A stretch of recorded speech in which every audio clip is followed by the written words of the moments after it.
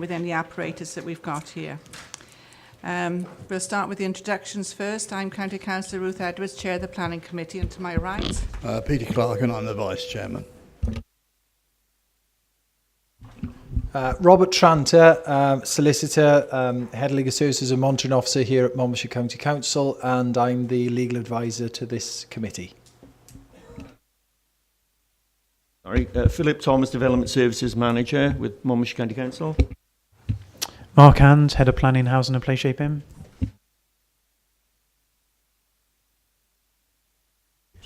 Andrew Jones, Development Management Area Manager. And Craig O'Connor, Development Management Area Manager. Thank you all.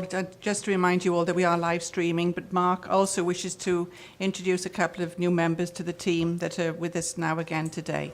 Thank you, Mark. Yeah, thank you, Chair. In a recent meeting, we introduced Joe White as a new member of staff, but two other new members of the team at the back who've joined us as senior planning officers. So we've got Helen Hinton and Larry Hewson-Smith. So you'll have a lot more to do with them over coming months and years. Thanks, Chair.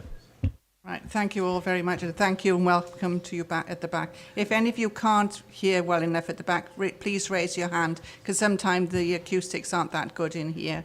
And if any of the gentlemen or ladies wish to remove their jackets or ties, because it does get hot in here, you can do. I don't think anybody's going to be too offended, because it does get hot. And also, before we commence, I'm awfully sorry to have to say, this is our last Planning Committee meeting where we've got the pleasure of Rob Tranter, who's been a real stalwart and has been here for how many years, Rob? So I'm afraid we've got to say goodbye. Thank you, Chairman. Yeah, this will be my last Planning Committee before I go over to Caerphilly Council to commence my new job. Thanks to this present committee and all the past committees that I've served over the past 15 years. This is a unique county, a beautiful county with a well-informed planning committee, which is great for the future of this beautiful county. So thanks very much, Chairman. I've had lots of really lovely words and wishes. So thanks very much. Thank you. Thank you, Rob, and we are going to miss you, and thank you for all your help and understanding that you've served us well as the committee, as I'm sure you will all agree, and it is their gain and our loss, but I'm sure your successor, we will soon get acquainted with him, and he will be here with our next Planning Committee meeting. Right, thank you. We go on to apologies for absence for today, please.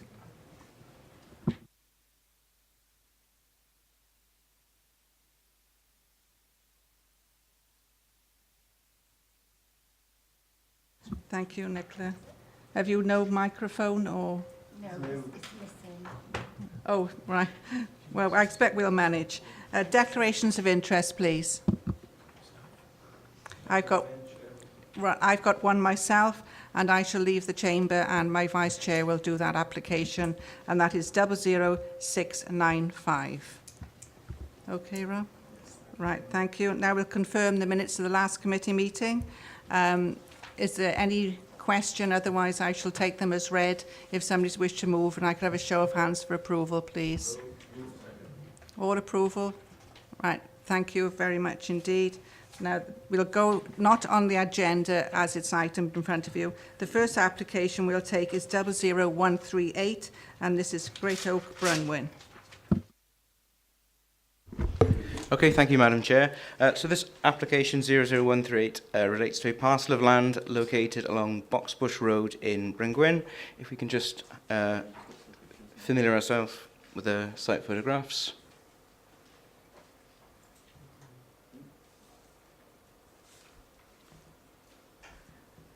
They working? Yeah, it's going to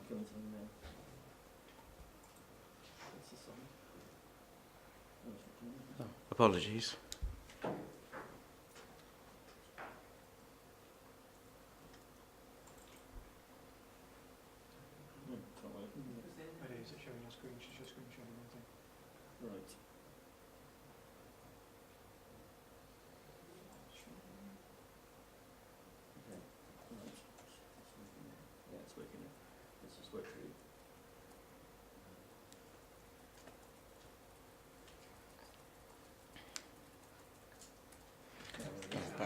There we go. Okay. Right, so a number of the members were there yesterday, but just to run through the photographs. The first is a view of the existing field access, and then there is a view of that also shows access, but a residential property to the north. I think that's all the photographs. That just there identifies the site just outside Bryngwyn to the north of the A40. So permission is sought for a change of use of the land to allow for the grazing of horses, and to facilitate this, permission is also sought for the erection of a single stable block.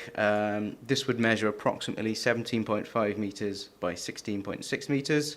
It would house 6 stables, a tack room, a hay and a feed store.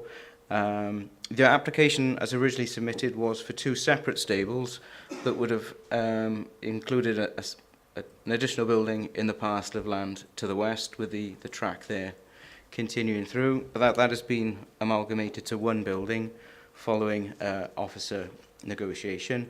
So the stable block itself would be constructed with a brick splash plinth, timber cladding, timber doors and a tiled roof. So you can just see there, so if you can go back, Phil. There's a residential property, Boxbush Barn, is approximately 18 metres to the north of the application site. So just running through, there was initially 6 objections to the application. That, following the revisions, is now still at 5 objections, which are set out in the officer report. But the main sort of areas of concern were the noise disturbance of having an equestrian use next door, in addition to the potential smell and health risks and impact on the quality of life. And in particular, the location of the manure heap, which, if you can go back to the last slide, Phil, you could see there is shown that little grey area to the sort of southeasterly elevation of the building, which would be approximately 30 metres from the nearest dwelling. So those were the main area of concerns in terms of the impact on the quality of life. In terms of the planning considerations, officers are satisfied with the visual impact of the proposed building. It is sited in relative proximity to existing buildings and therefore meets the aspirations of our open countryside policies, which seek to cluster buildings together.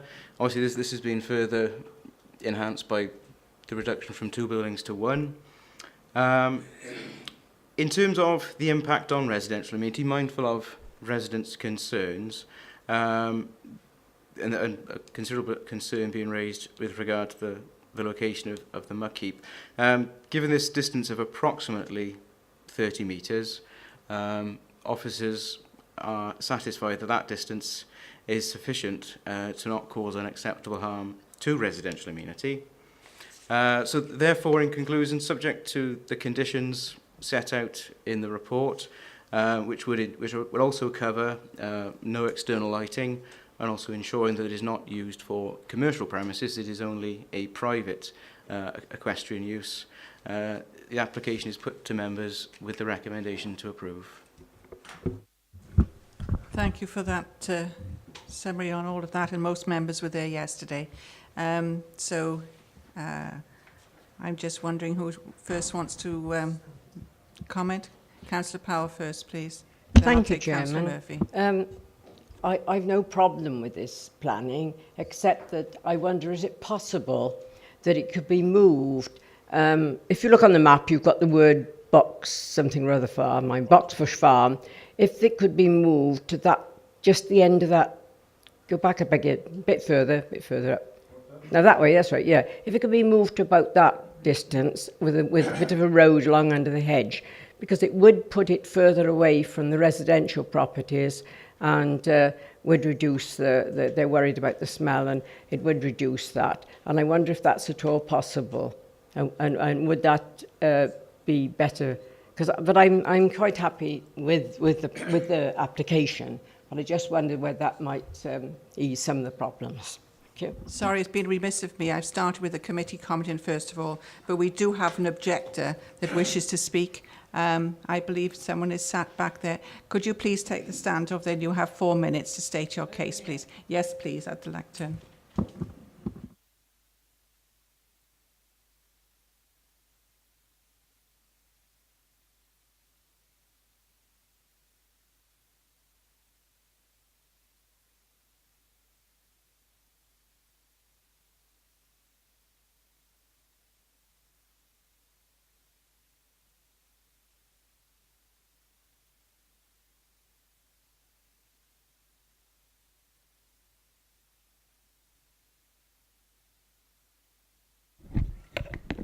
Good afternoon.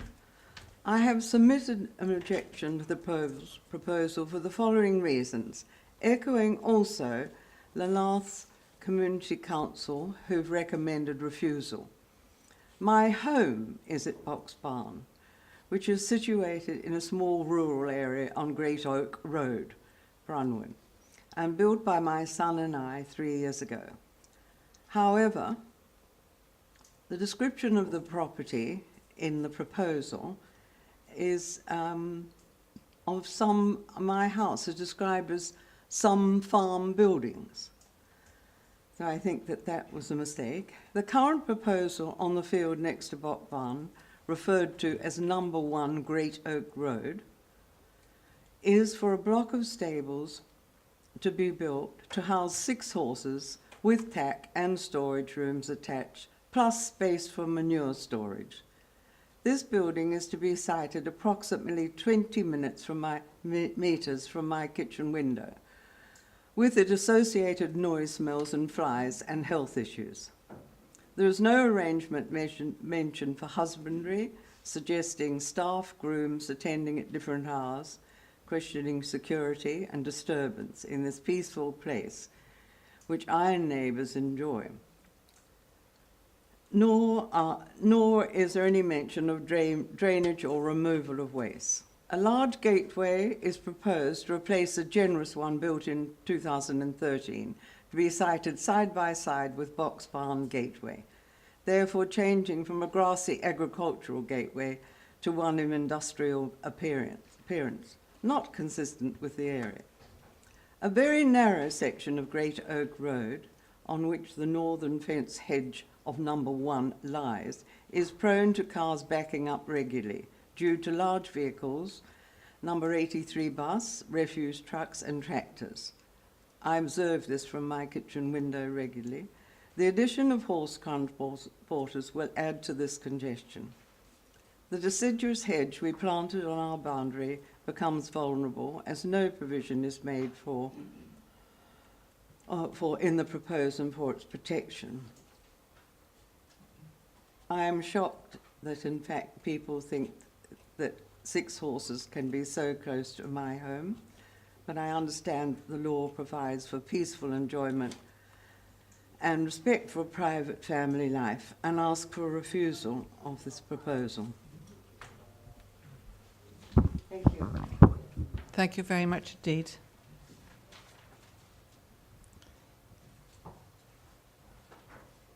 The agent now has a right of reply.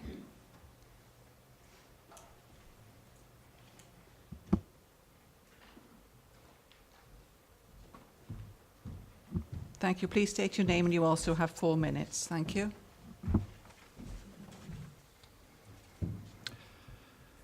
Good afternoon. Thank you, Chair.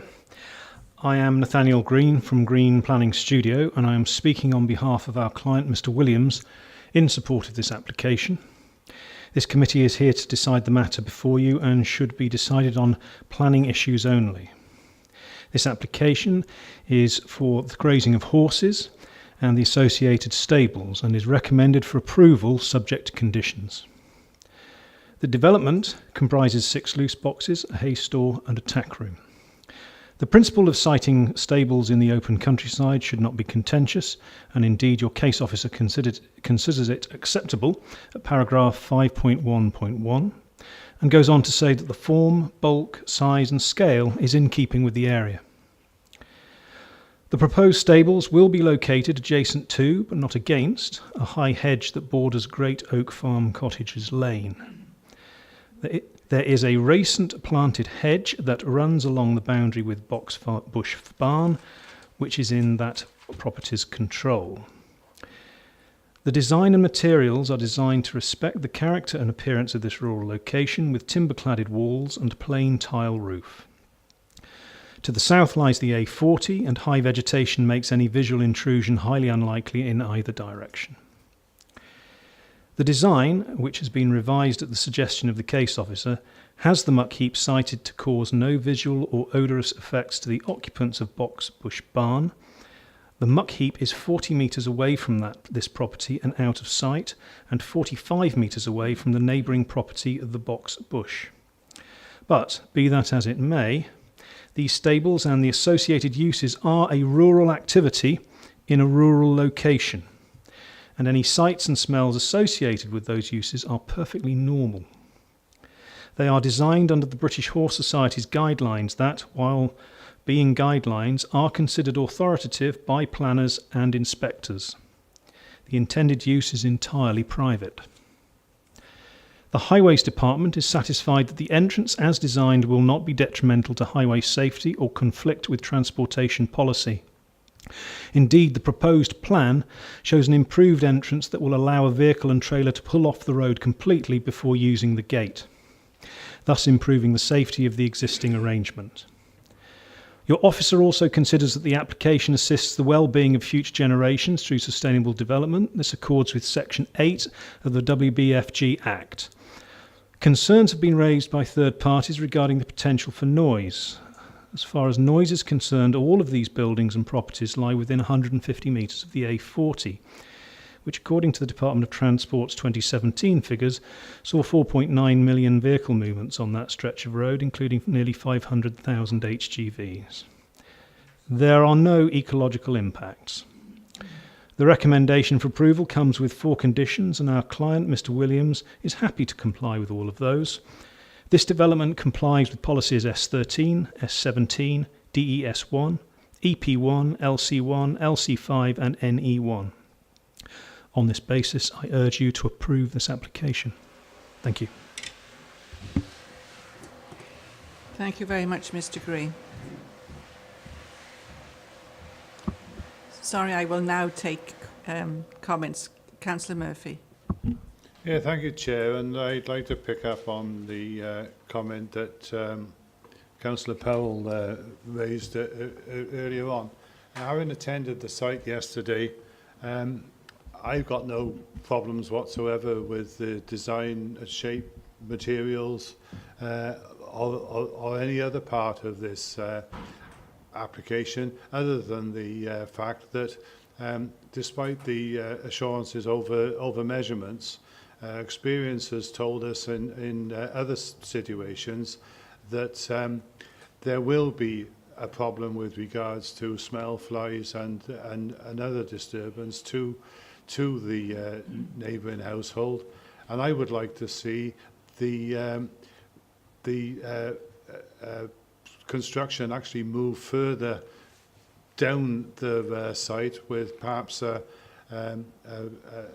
lane constructed, or doesn't have to be tarmac, but a suited gravel track alongside the hedge to access it. I think it would be far better if it was further down the site as we're looking at it now, far less disruptive to the householders, and should get away from that problem of noise, smell and flies. So if necessary, I would defer the permission until such time as we can negotiate a more suitable location for it. But the principle of it, I'm quite happy with. Thank you, Councillor Murphy. I'll note your deferral. I'll take comments first and the rest of the committee. Councillor Brown, then Councillor Roger Harris, please. Thank you, Chairman. Yeah, obviously I've had in this agenda later on there is an appeal, and obviously I've had a situation where a resident has been very concerned about being near to a manure heap, and that's caused a lot of problems. We hear in relation to this application that it's 20 to 30 metres away from the nearest property, but in the appeal that's on Ridge House Stables later in this, an inspector considered that 124 metres was likely to provide a reasonable gap. Now we're talking only about 20 or 30 metres here for a manure pile, and I'm very much in support of deferring this application. Firstly, to move the stables as far as possible on that site away from the box Bush Farm, and prior to any development taking place, that the manure site be agreed before any of the building of the stable block at all. And I think those are important conditions, because at the moment it looks like it's sited near the location of the stables and stables, and therefore if it's moved as far as possible away, presumably we can also get an agreement as to where this manure pile is, prior to any development. So I think obviously prevailing wind does cause extra smells that you don't necessarily anticipate on warm summer days. And I think that, residential amenity considerations haven't been considered in this application.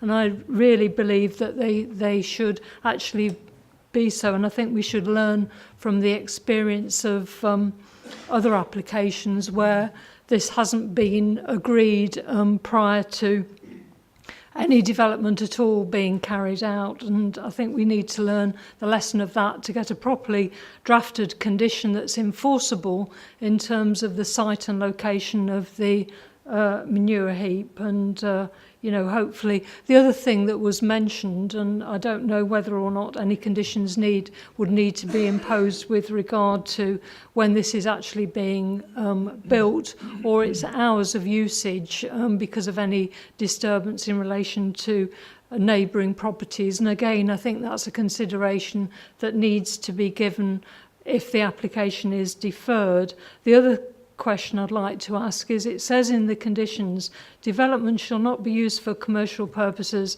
as a livery yard. I'm not quite sure in relation to this application, as it's 6 horses and 6 stables.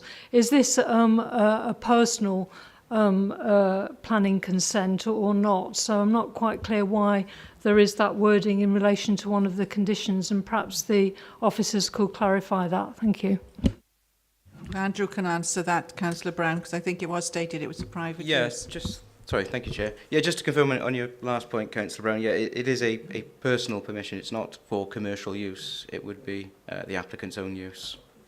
Yeah, it's not a personal consent, No, though. Yeah, but they're private. Yeah. Councillor Harris? Thank you, Chair. Yes, I've got no objections in principle to this application, but it's obvious that if it was moved down the field by some distance, it would be far better for the particular dwelling that is in question there. The other thing is that if it was moved down, and it's in the form of an L shape at the moment, I would go for deferment, but put in the idea that maybe why have an L shape? Why not have an inline development with the spoil heap, if you like, right at the very end of it? So that's something to chuck into the mix, and I'm happy to go for a deferment as well to get these minor details sorted out if we possibly can. Thank you, Madam Chair. Thank you. Unless anybody's got a further comment now to make.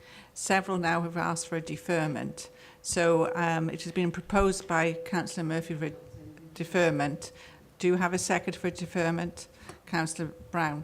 Could I have a show of hands in favour of a deferment?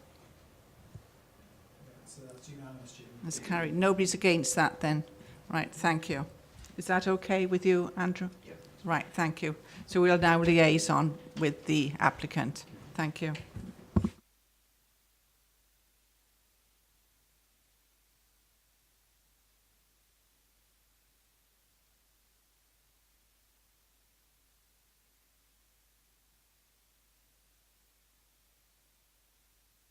Okay. The next application now is at Tregagle, 00528, and this is on page 43. Is that yours, Phil? Right, Craig, thank you. Thank you, Madam Chair. Yes, this application is at Argoid Cottage, New Mill Road in Tregagle. A lot of members were there on the site visit yesterday and were able to look at the sites themselves. The application is for a replacement dwelling. So it's to replace this dwelling here, which is a stone building. The building itself has been, as you can see, it's been extended and altered over the years. So there was originally an old cottage there on the other side, but it has been extended and fallen into disrepair over some time now. So if you go back a picture, Phil. Sorry, which one? Go back to the... So that gable there, where the chimney is, roughly to where the end of the lean-to flat area is, that was the original cottage of the building, and over time it's been extensively extended and altered and fallen into disrepair now. There's also a damp problem there as well. So the application is proposing to replace that building. If we go to the proposed plans...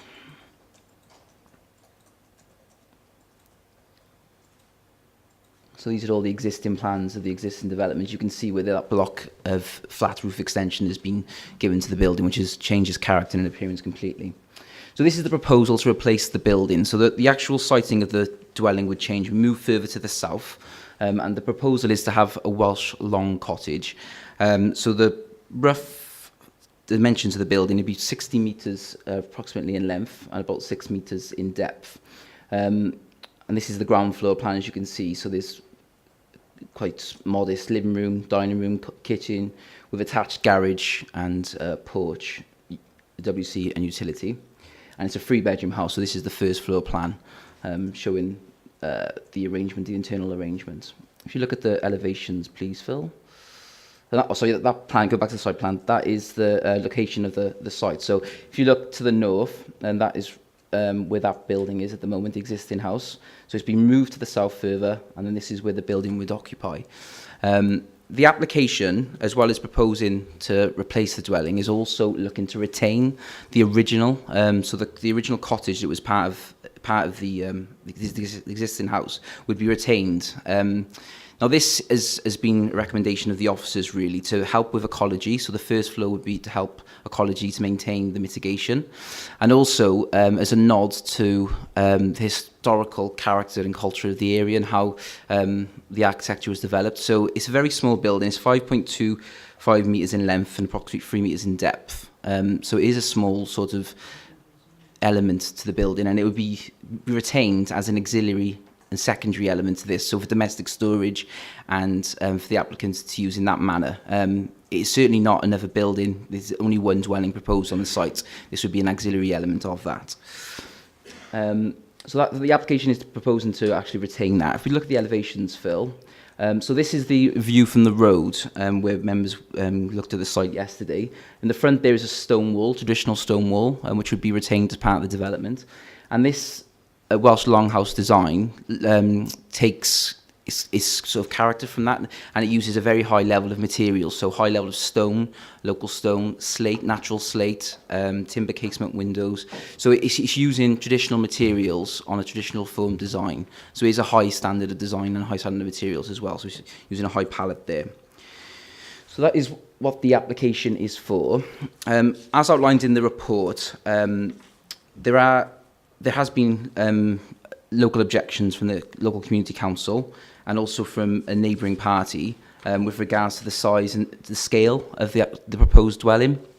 And I know members have been sent the volume calculations from the neighbouring property as well.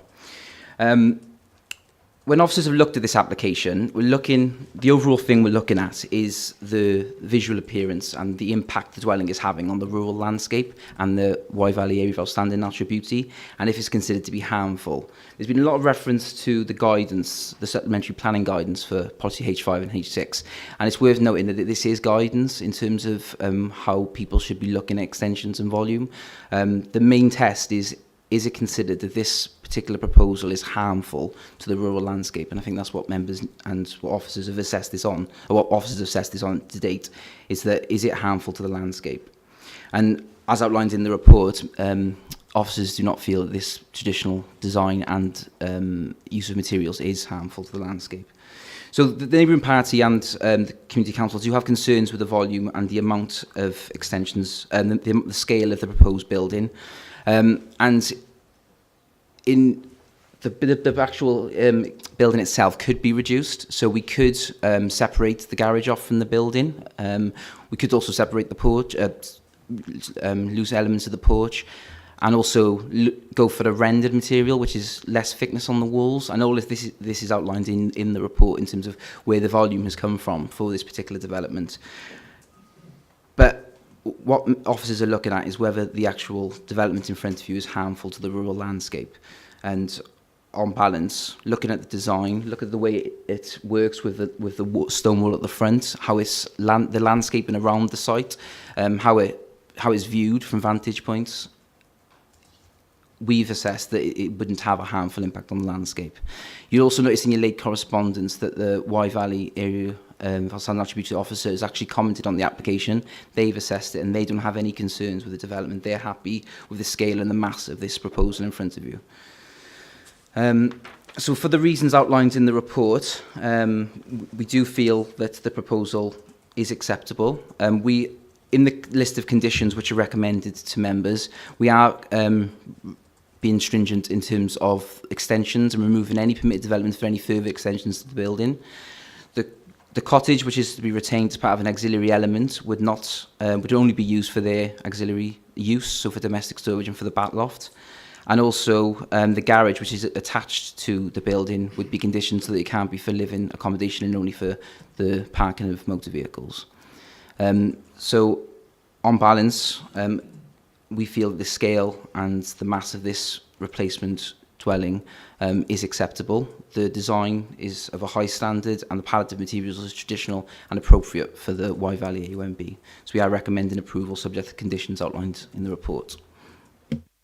Thank you, Craig. I believe we do have a Mr. Stotter who wishes to speak.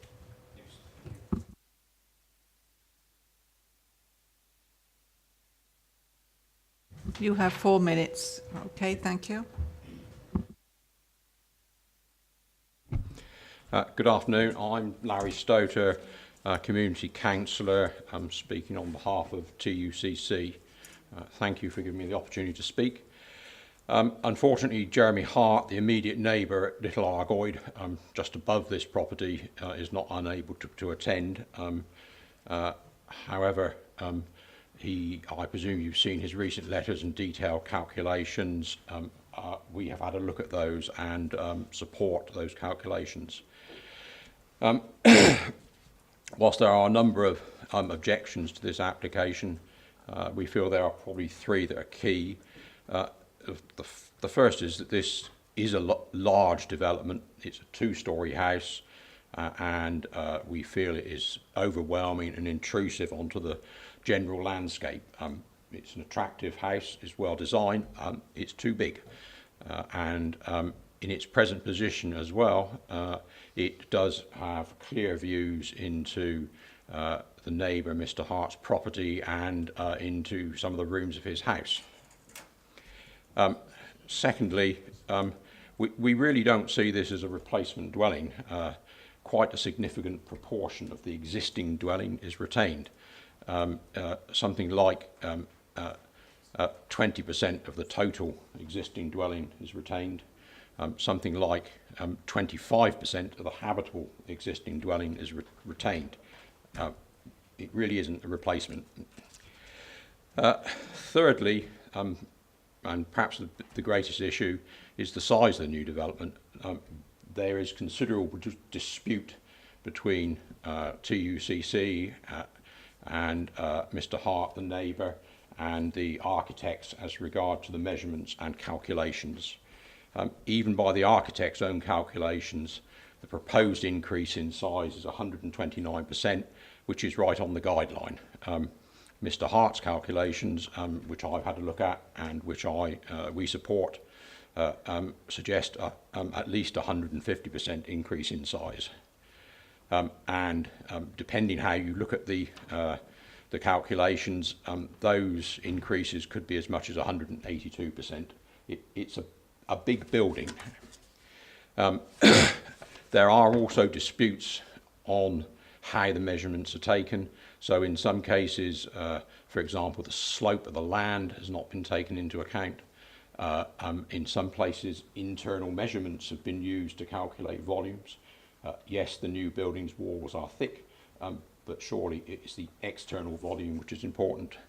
And in a couple of places, things like cross-gable volume calculations and calculations on the rounded part of the building are approximations.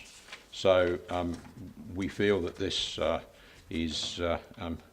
underestimates the actual size. This is a large building, and I would urge the committee to reject the application and perhaps or defer it to allow maybe an independent assessment of the increased size, or the applicant to consider perhaps a bungalow of smaller volume, which would be considerably less intrusive. Thank you. Thank you very much indeed. We now have the architect and agent, I presume, to have a right of reply.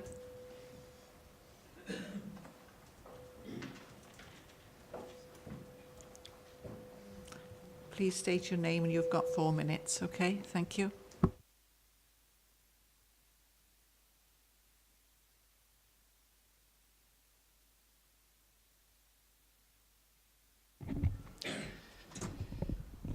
Good afternoon, Madam Chair, councillors, ladies and gentlemen. My name is Paul Bryce. I'm an architect and I'm the agent for this project.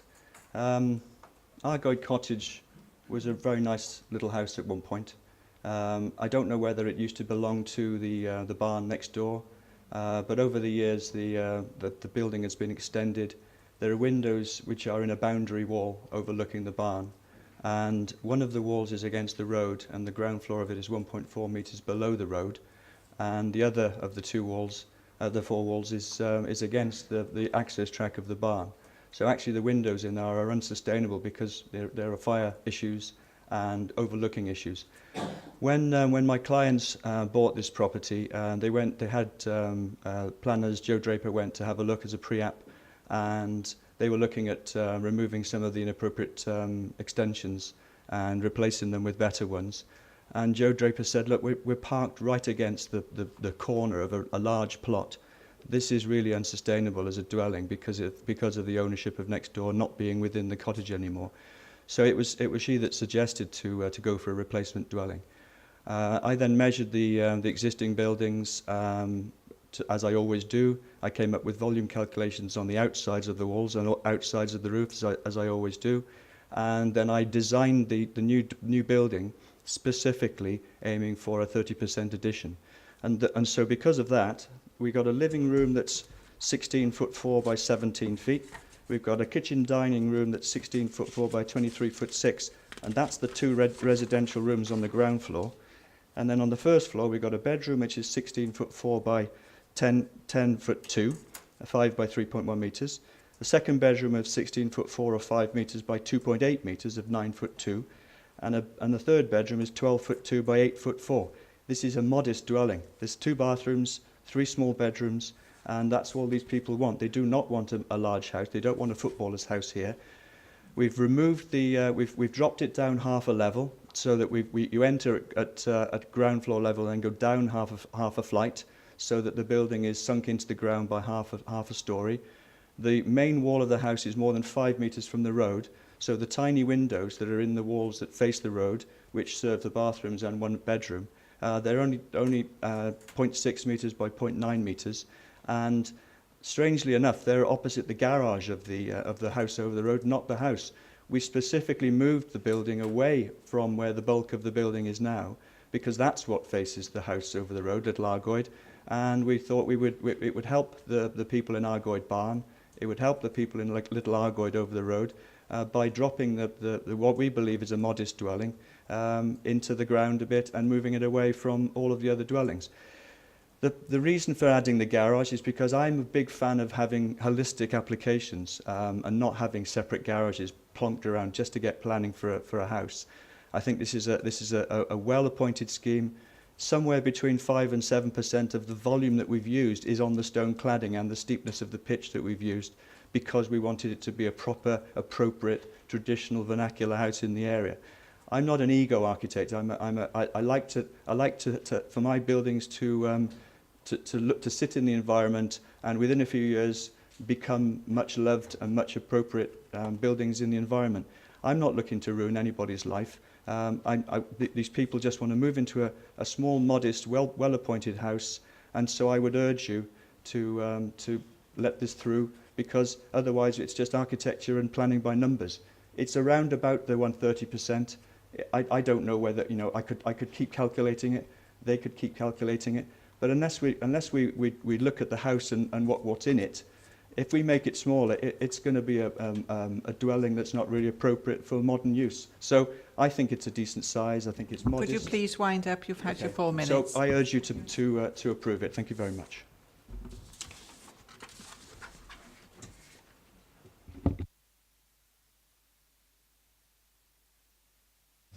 Right, thank you very much indeed. Thank you. I'll take Councillor Murphy, then Councillor Feakin. Yes, thank you, Chair. And this was a site that was well worth going to yesterday. I can only agree with everything that's been said about the existing property. It's not good. It's grown organically, as they say, over the years, to the detriment of the original house. That cannot be utilised as a dwelling in its envisaged state. So I don't buy the argument that about replacement properties in the countryside. This is indeed a replacement for that one, because it can't be used. I really don't have a problem with it. I don't really see how it overlooks. The other bungalow is above it anyway. I'd be quite happy to approve it. Thank you, Councillor Murphy. Councillor Feakin. Thank you, Chair. And I guess my only concern really is that we're not making a rod for our own back a little bit. I appreciate the holistic approach as outlined by the architect, in as much as that we should be looking at the development as a whole. But in that regard, this really is a planning application for a replacement dwelling and a new build garage. That alters the cubic metres that we're looking at, and alters the 30%, or whether it's 30% or 70% or whatever that element is.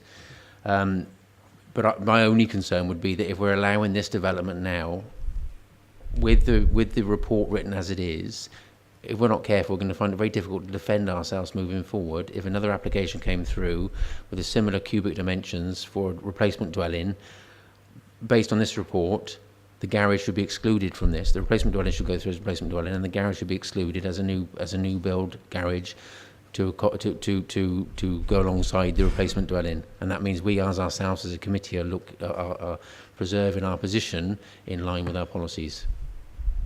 Thank you, Councillor Feakin. Anybody else wish to comment? Craig?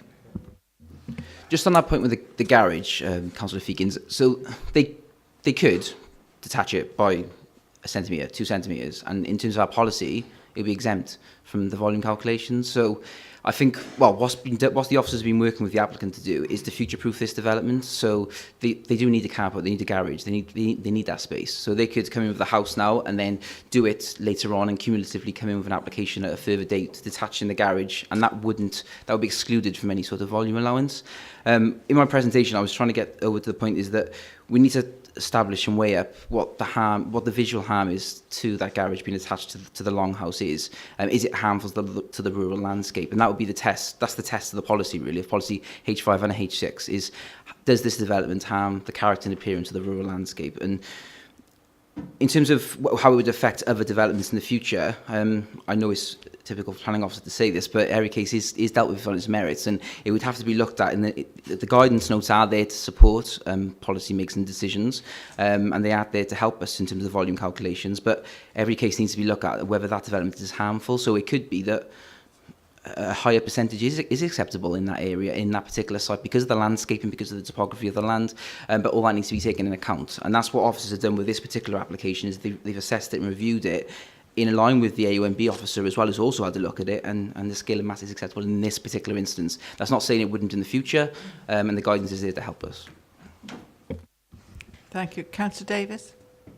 Thank you, Madam Chair. On our tours yesterday, we saw many beautiful locations, and this was one of them, I think. I have no objection to this application at all. I think the design is really good. It fits in with the locality. I don't see us as interfering with any of the neighbours at all, and it's certainly not harming the countryside. I think it's an excellent design, and I think I would like to move approval, please. Thank you. Thank you, Councillor Davis. Councillor Giles Howard and then Councillor Brown. Thank you, Chair. Likewise, I have no issue with the development, and the matter of whether it's 10 cubic metres out the right way or the wrong way is neither here nor there. I think Craig's hit the nail on the head. It's about the materials, it's about the setting, the context, and the layout of the site, and this is absolutely fine. What I didn't see addressed in the report is what controls we have over the appearance of the existing cottage, because when you take that horrible flat roof bit off the front of it there where it's adjacent to the highway, how do we know what it's going to look behind that? And what might we want it to look like if a considerable degree of rebuilding is required?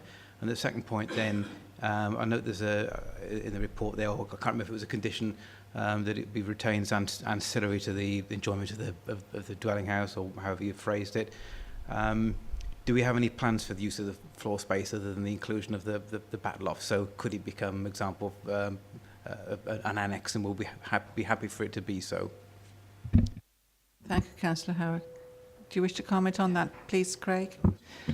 In terms of sorry, I meant to say this in my presentation, apologies. With regards to what you mentioned there, Councillor Howard, we would be proposing an additional condition in relation to final elevations of that cottage, and potentially a construction statement, method statement as well, so that when that building is removed, that we can see exactly what is going to be left.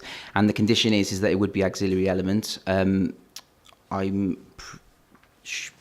have to check the report, but we can certainly look at making sure that it is non-habitable and it is only for domestic storage and that sort of thing, to maintain the land rather than having any sort of habitable. So that's something certainly that I know the applicant would be open to. Thank you, Craig. Okay with that, Councillor Howard? Yeah, right, thank you. Anybody else wish to comment? Councillor Brown and then Councillor Doherty. Yes, thank you. I'm not quite clear what the small cottage that's being retained is intended to be used for, because the small cottage that forms part of the existing dwelling shall not be used otherwise than for purposes ancillary to the residential use of the existing dwelling. So, and then it says garages hereby approved shall not be used as habitable accommodation in association with the dwelling. So presumably that's the garage associated with the new house, but I'm not clear whether this small cottage that's being retained is effectively going to be used as a habitable thing. No, it's definitely not. Yeah. I mean, the other question I've got is I'm not quite clear that this is actually a replacement dwelling, because there's going to be 2 buildings actually left. And is the calculation in relation to the volume taking account of the small cottage that's been retained?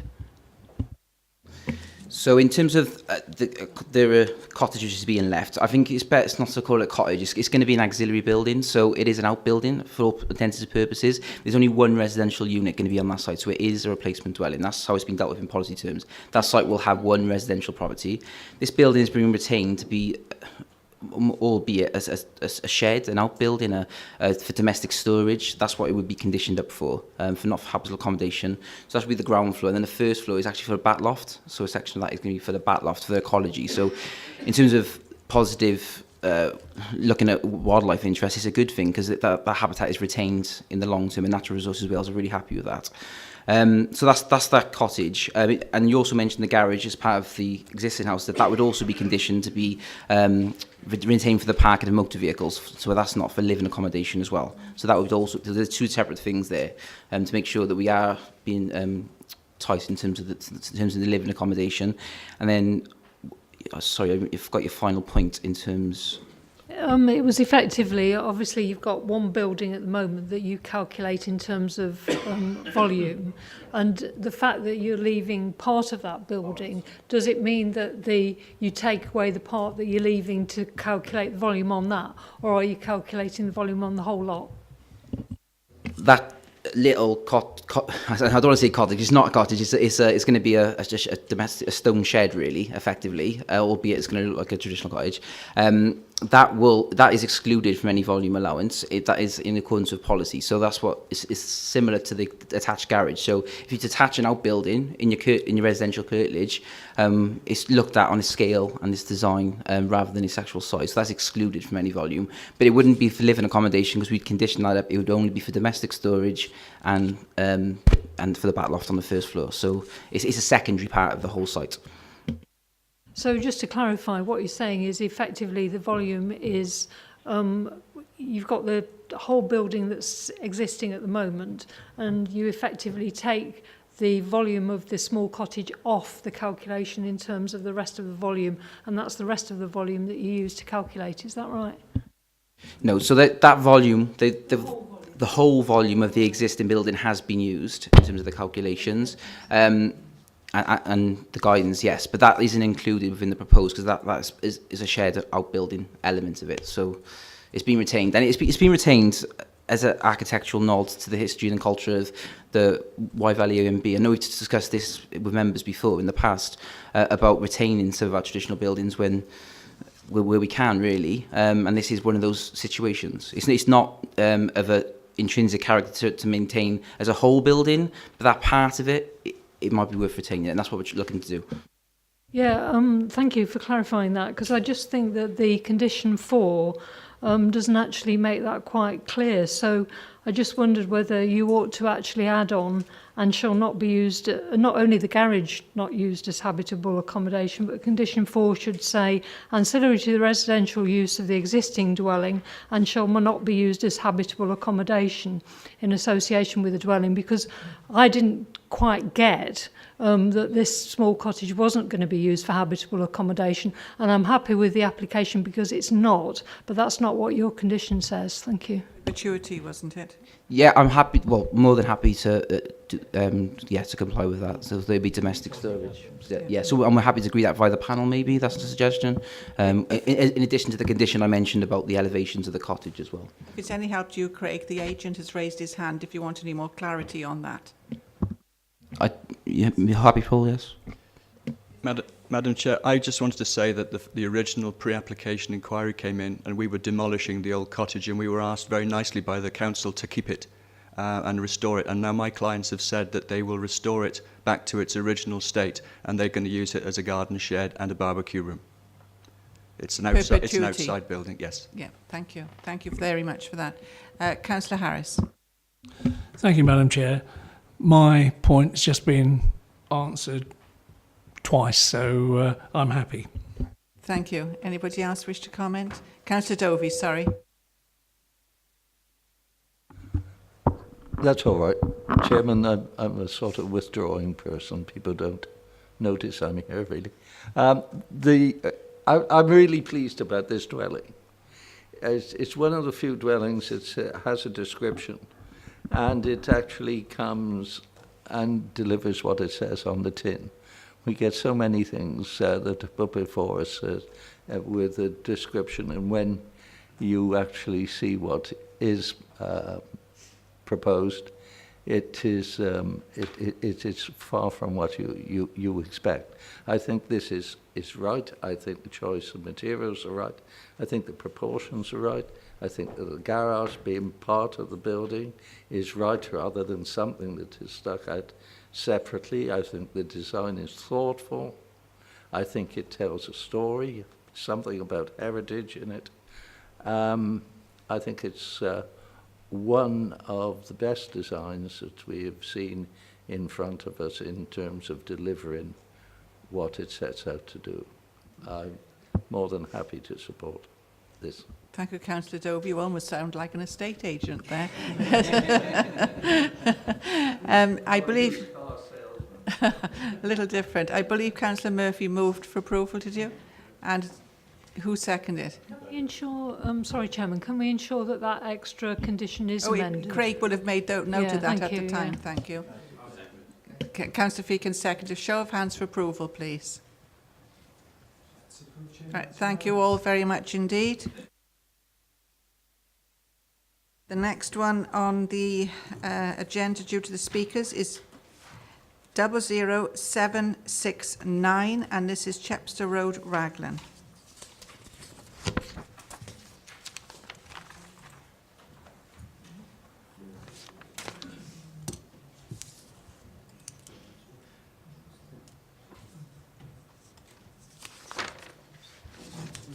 Who's doing this one? Was it Phil?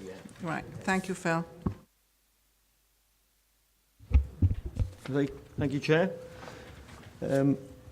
Right, so this is an outline application for up to 45 dwellings on site with all matters reserved for future consideration.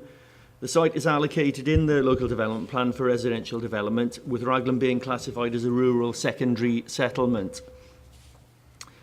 So the application site extends to approximately 2.18 hectares, that's 5.4 acres, and currently comprises a greenfield site. You can see that on Google Maps there. So it's that large triangular area, and land to the south. There's Brooks Holdings to the south there, but it's the field, the triangular field, and you've got the existing housing in Fair Oaks and the Willows to the west there, and Chepstow Road itself to the east. And other amenities to the north, including the school and surgery, etc., leading up to the church and the Beaufort Hotel. So just run through these plans. That's the site looking from the road leading to the existing houses. And that's looking across to the site from the main road. And then that's the existing field gate access from Chepstow Road. And then that's the site, actually, the outline of the site. You can see it extends quite far to the south, includes the Nanta Wilkai, which has got ecological value to the south, and bounds onto the existing housing to the west there. So this is an indicative master plan with access off Chepstow Road, again indicative, all matters are reserved.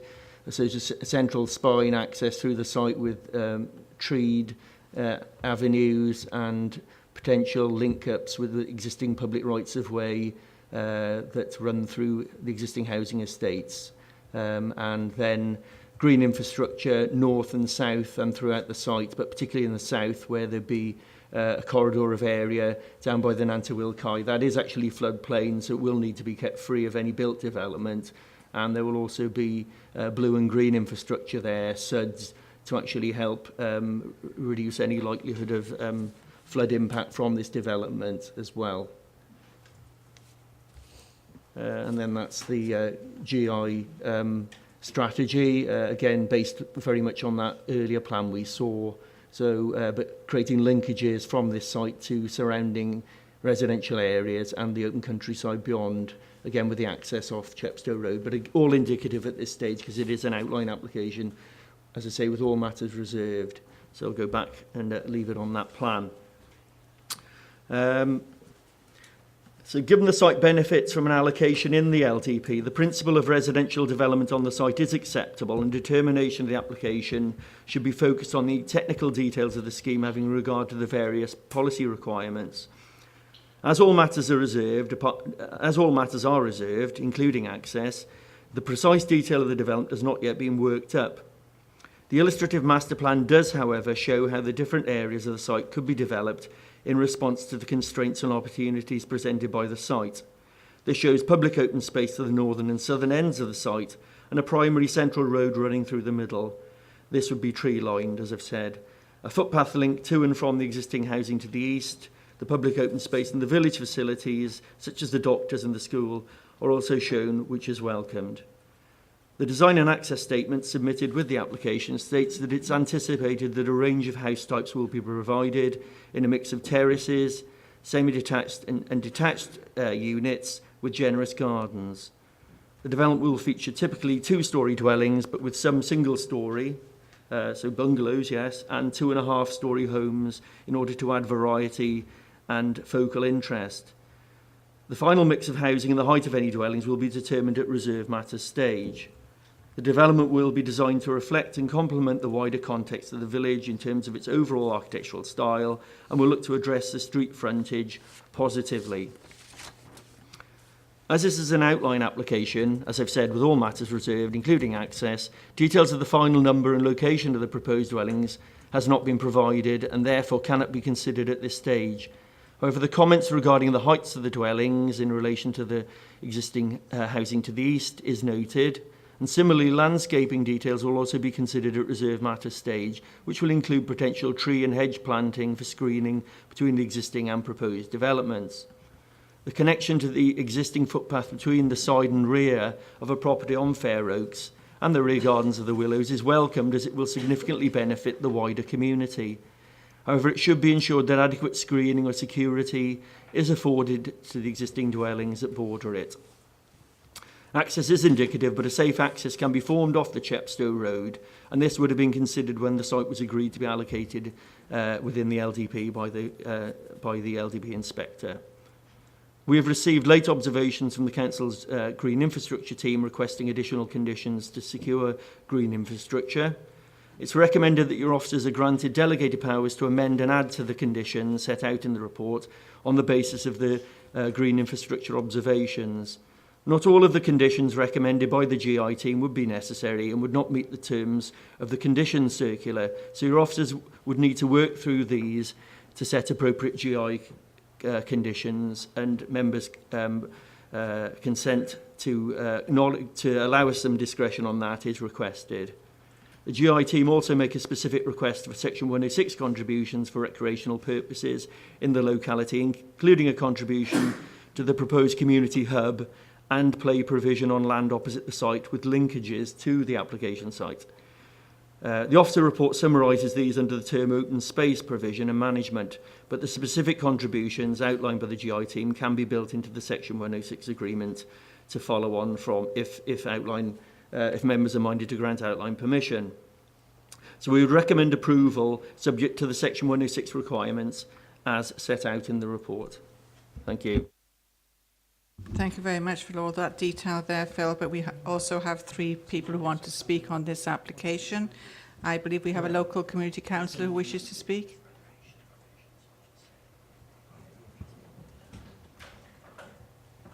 Could you please state your name, and you have 4 minutes.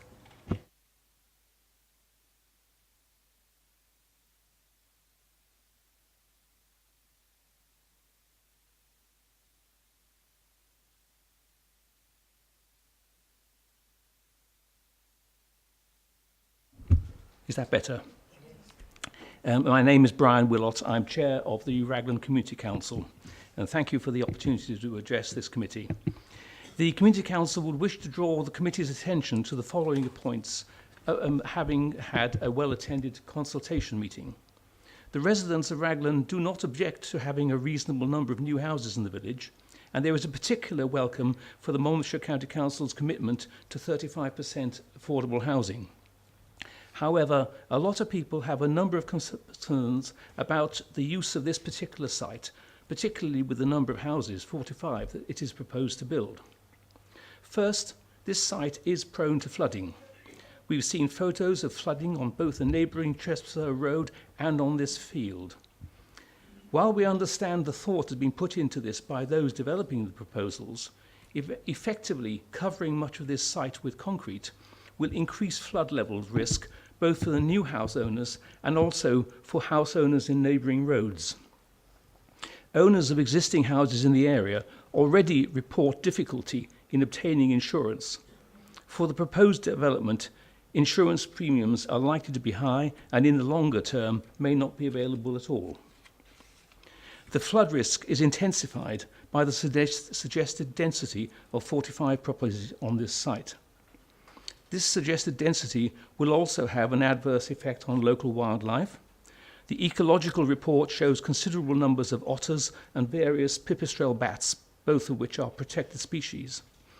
This report suggests that the threat could be mitigated if the number of properties was reduced so that they could be further away from the stream. This would also enable more floodwater to be absorbed by the site. The Community Council is concerned about how traffic will be managed.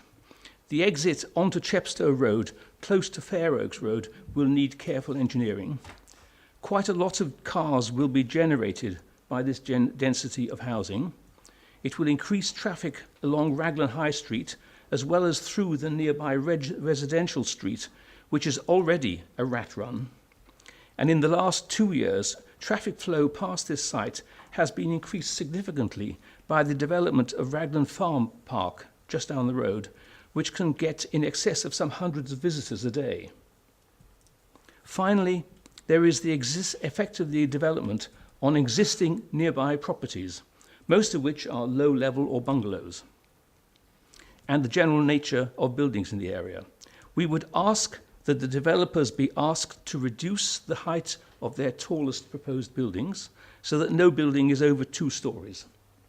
And further, that these 2-story buildings should be on the outside of the site by Chepstow Road, or at least not positioned next to the back gardens of nearby properties in the Willows and Fair Oaks. To sum up, even though there is a site generally regarded as more suitable for housing on the Usk Road, if the committee are minded to grant permission for this site, Monmouthshire County Council should take account of the flood risk and insurance issues, the ecological report, the impact on neighbouring Chepstow Road site is within the floodplain, and that overdevelopment of this field is likely to lead to potential flood risks and high insurance premiums for the properties affected. Thank you for listening. Thank you very much indeed. Thank you.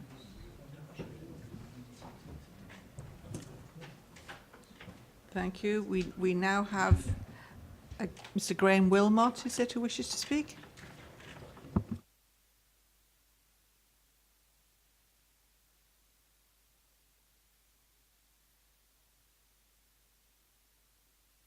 Thank you. You also have 4 minutes. Thank you.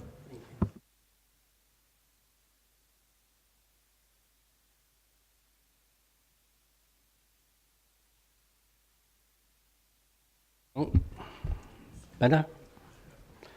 My thoughts and those of many neighbours are that in spite of the myriad reasons for not building on this site, any building will reduce absorption of rainwater, exacerbating flooding, concern the proposed pond will endanger affecting properties, traffic, etc., and not forgetting the dubious manner it appeared in the LDP, you are still probably minded to give permission.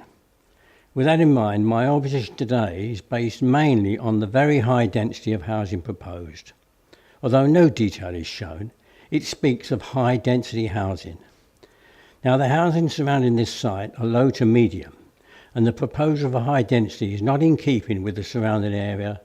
Indeed, I doubt whether any house in the whole of our village is deemed high density. At the public inquiry, the inspector stated that the site was too small to support 45 dwellings. And that figure was calculated when the development was thought to encompass the whole site of 2.18 hectares. This is no longer the case. The usable area of the site, after taking the flood area into account, is about 1.5 hectares, which calculates, using the generally acceptable figure of 21 dwellings per hectare, to be 31 dwellings. And we believe a figure of 30 dwellings would be far more acceptable and in keeping with the quality of housing required for our village. The proposal therefore is not acceptable because of the density of housing proposed is too great for the area concerned. And we think high density is alien and unnecessary in a rural village, and the introduction into the plan merely to achieve this magical figure of 45 houses is not acceptable. MCC Landscapes have commented that this is a sensitive site, but there is scope for some development if careful and sensitively sited. This plan plainly does not. Also, because of the potential for flooding on the site, the intention is to build any houses approximately half a metre above the existing ground level, effectively putting all the houses on stilts, thus making the block high density housing impact even more dominant. The argument that this is only outline permission is misleading, as if permission is granted, then any developer will be looking to build 45 houses. I asked that the draft plan be withdrawn and a new plan submitted for 30 dwellings, with a figure of 50% as affordable housing. As an aside, the proposed density of housing is double that of the other proposal for housing in Raglan that you will be considering shortly, and that's been submitted by a professional organisation with detailed plans. I reiterate, refuse this plan, resubmit one for 30 dwellings, more in keeping with the existing village and the one that we can all take a pride in. Thank you. Thank you very much indeed, Mr. Wilmot.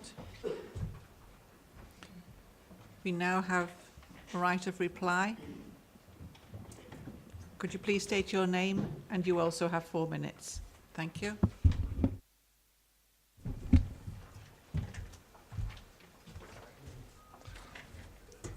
Good afternoon. My name is Mark Cullen and I am the planning agent acting on behalf of Monmouthshire County Council, and I am speaking in support of this outline planning application for the erection of up to 45 dwellings on Chepstow Road, Raglan. Access is proposed from Chepstow Road. The planning application has been made following extensive pre-application discussions with both the council and members of the public. And in terms of the most relevant planning policy, the site benefits from an allocation within the adopted local plan for up to 45 dwellings and is considered to be in a sustainable location. As all matters are reserved, the precise detail of the development has not yet been worked up. However, the illustrative master plan before you today shows how the different areas of the site could be developed in response to the constraints and opportunities presented by the site. It is anticipated that the development will feature typically 2-storey dwellings, but with some single-storey and 2.5-storey homes in order to add variety and interest. The development will be designed to reflect and complement the wider context of the village in terms of its overall architectural style, and will look to positively address the street frontage. Potential areas of landscaping and open space are also indicatively shown, as well as potential pedestrian links to connect the development with the village and the existing footpaths. The technical detail, along with the quantum of development, will be fixed as part of any reserve matters applications in the future. It is important to note that as required by the allocation, no development is proposed within flood zone C2 or along the riparian corridor to the south, the intention being to safeguard ecology and utilise this space for public amenity. The remainder of the site is located in flood zone A and B, and the supporting flood risk assessment submitted as part of this application confirms that the development is appropriate in these areas. The planning application is supported by a transport statement which confirms that there are no highway safety issues associated with the development and that the site is attractive for non-car-borne trips to local facilities. The proposed development will also generate low traffic volumes that will have insignificant impact at the access or junctions in Raglan. The development proposals include the provision of 35% affordable housing, which equates to 16 units, and this is in accordance with local plan policy S4. In summary, the application comprises sustainable development and is in accordance with the Council's development plan and those policies contained within National Planning Policy Wales. Furthermore, the suite of technical reports that support the planning application confirm there are no technical objections that should restrict development in principle in this location, and I would respectfully request members to approve this application. Thank you. Thank you very much indeed, Mr. Cullen. As again, the members were there yesterday, so I'll welcome comments from those. Councillor Feakin, although I know you were with the site yesterday, but I will take you as the first for comment, please. Thank you, Chair. And this would be, as it's our site, it'd be terrible if we got it wrong, I've got a feeling, to be honest with you, albeit that we need to maximise the revenue from the site. Just wanted to ask a quick question. Within the LDP, there was 45 houses was put within the LDP. Was that across the entire site, or was it across the 2/3 of the site that's before us? Chair, a colleague's been beavering away behind the scenes to get me the extract from the examiner's report. So it might be helpful if I just read that out. So it was looking, at the time of the LDP examination, it was looking at the whole of the red outline area there. which does include the area in the floodplain, which is shaded in. Paragraph 6.73 of the inspector's report says, in the light of the constraints described above, others such as utilities infrastructure crossing a site, and the need to take account of general planning considerations, including the privacy and amenity of existing residents, it is possible that the developable area will not be sufficient for 45 dwellings. As explained in paragraph 4.12 above, the indicative number for each site is necessary for the calculation of overall housing provision and to let those with an interest in sites know what is likely to happen. If they are not achieved, however, the development would not be contrary to policy. Next paragraph goes on to say, all in all, the flood risk and traffic concerns do not cast significant doubts on the deliverability of the site and thus do not prevent its allocation. Detailed matters will be deliberated and ironed out at the planning application stage. The allocation is based on robust and credible evidence and is not contrary to either TAN 15 or TAN 18. So there's a matters arising change. Number 48 adds the allocation into policy SAH 10. So, Chair, what that means, the paragraph I haven't read out, 4.12, was just a general policy talking about all of the allocated sites and the issue about the number that's in the plan. How precise is that? It is an approximately number because we don't want to particularly tie people down at that stage. So we're looking at approximately 45 dwellings here. That finer detail of the density and how many units will come back to committee at reserve matter stage. And if it then is demonstrated that it can't take 45, it's less, then that's what we'll be looking at that stage. Thanks, Chair. Thank you for that explanation. Okay with you, Councillor Feakin? Yeah, thanks, Chair. And I think as all matters are reserved, I don't think we're setting any thresholds, we're not setting any boundaries, and I think we've got the opportunity to get it right in the future. So welcome seeing it come back. Thank you. Thank you, Councillor Feakin. Councillor Giles Howard? Thanks, Madam Chair. I hear what Mark says about the matter of the density, and I don't have any objection to the site. And in fact, we're here when we supported the LDP and the site to be included within it. Nonetheless, taking into account the views of the Community Council on the matter of density, I know that Welsh Government looks for 35 dwellings per hectare, don't they? But there is some manoeuvrability within PPW. I can't remember which TAN it's in, that can be lessened to respect the local context, and given that it is a rural village, it's on the edge of countryside location, I think we ought to be giving a steer to potential developers that we don't want to see developments with 45 dwellings crammed into it in whatever form, and certainly not if it requires some of those to take the form of flats above 2 stories. Thank you, Councillor Howard. I couldn't agree with you more, as it is a very rural village, but it has grown of late, but that doesn't mean to say that you can alter to make it look like a town with an awful lot of tight housing and terrace housing. Councillor Phil Murphy. Yeah, thank you, Chair. And I'd like to acknowledge the very valid points that have been made by the people who've spoken on this today. I'm quite sure we'll take those into account when the detailed application comes before us. As Councillor Feakin said, all matters are reserved on this. The principle of development was there in the LDP. I'm quite happy to propose that we agree to these proposals because they will be subject to detailed consideration when it comes forward. Thank you. Right. Did you wish to comment, Councillor Brown, or not? Yeah, I haven't had a chance to say anything yet, Chairman.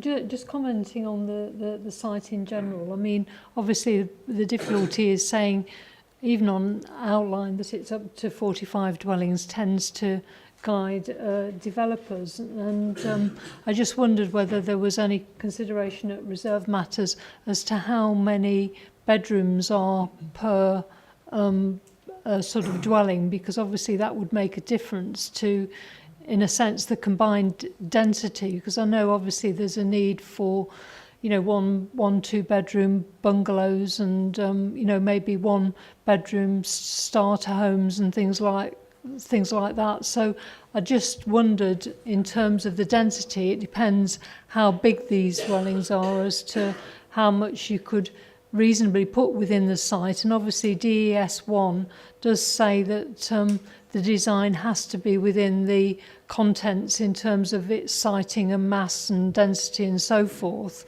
You know, obviously there are sort of guidelines in relation to the hectares.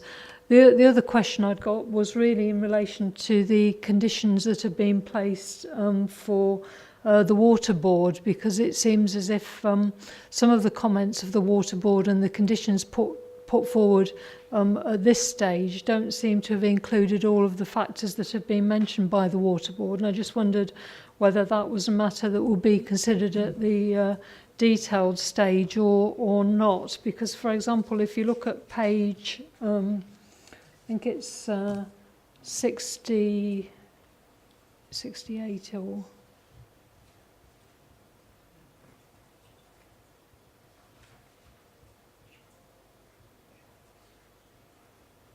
No, sorry, it's page 66. And at the top there, there's a few things that are mentioned by the Water Board. There's 3 paragraphs there, and only 1 paragraph is being put in the conditions, because obviously the site is also restricted by the current location of the sewage pipes and so forth. So obviously this will affect the amount of development that's available.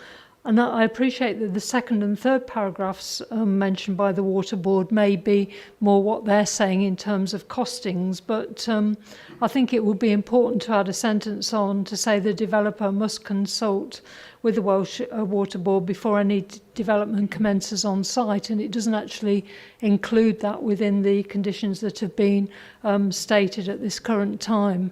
And obviously I am concerned because it does actually mention in the comments that residential properties in the surrounding areas have mentioned concerns about the sewage plant and what capacity it's got at the moment, and I think that's an important consideration. So if these matters are mentioned at reserve stage, then I think they ought to be tightened up a bit. Thank you. Thank you, Councillor Brown. Do you wish to comment on that, please, Mark?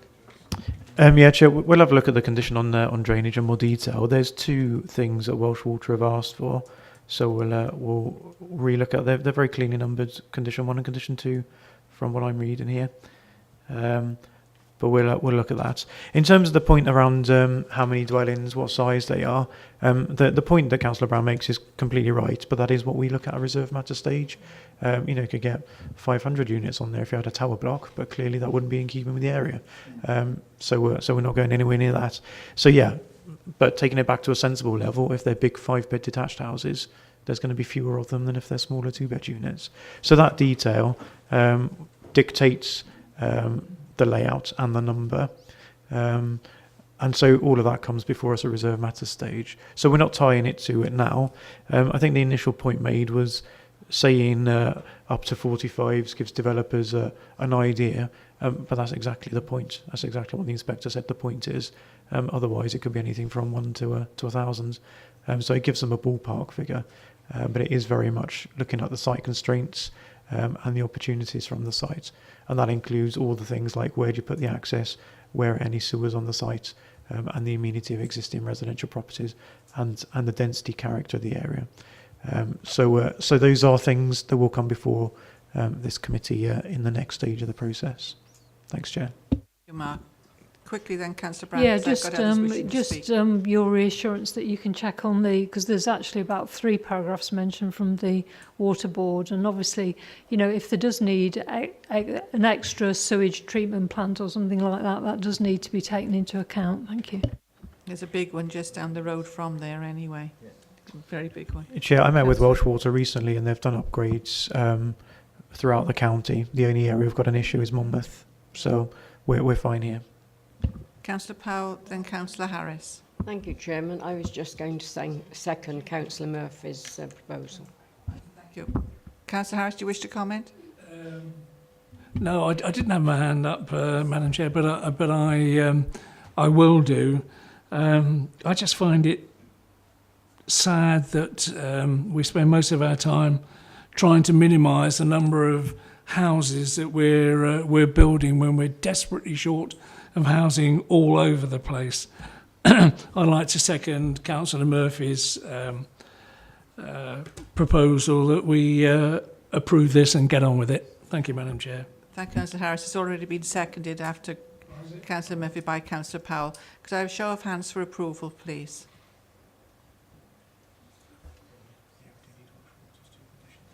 So there's 12 for approval.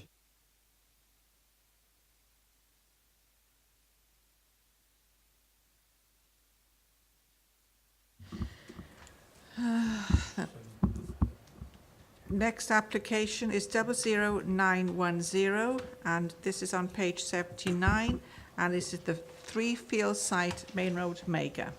Thank you, Craig. Thank you, Madam Chair. Yes, this application is at the 3 field site in Mega. That's okay, Phil. So this application is for a new community hub facility with associated landscaping for the site as well. Just get the presentation up.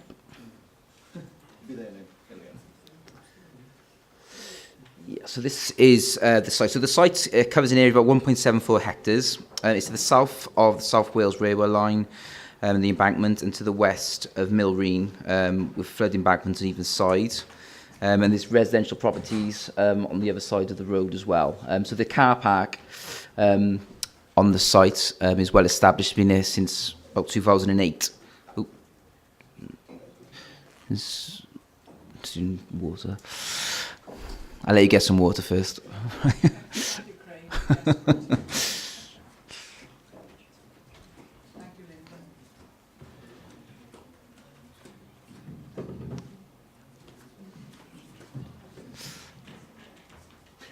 Shall we start?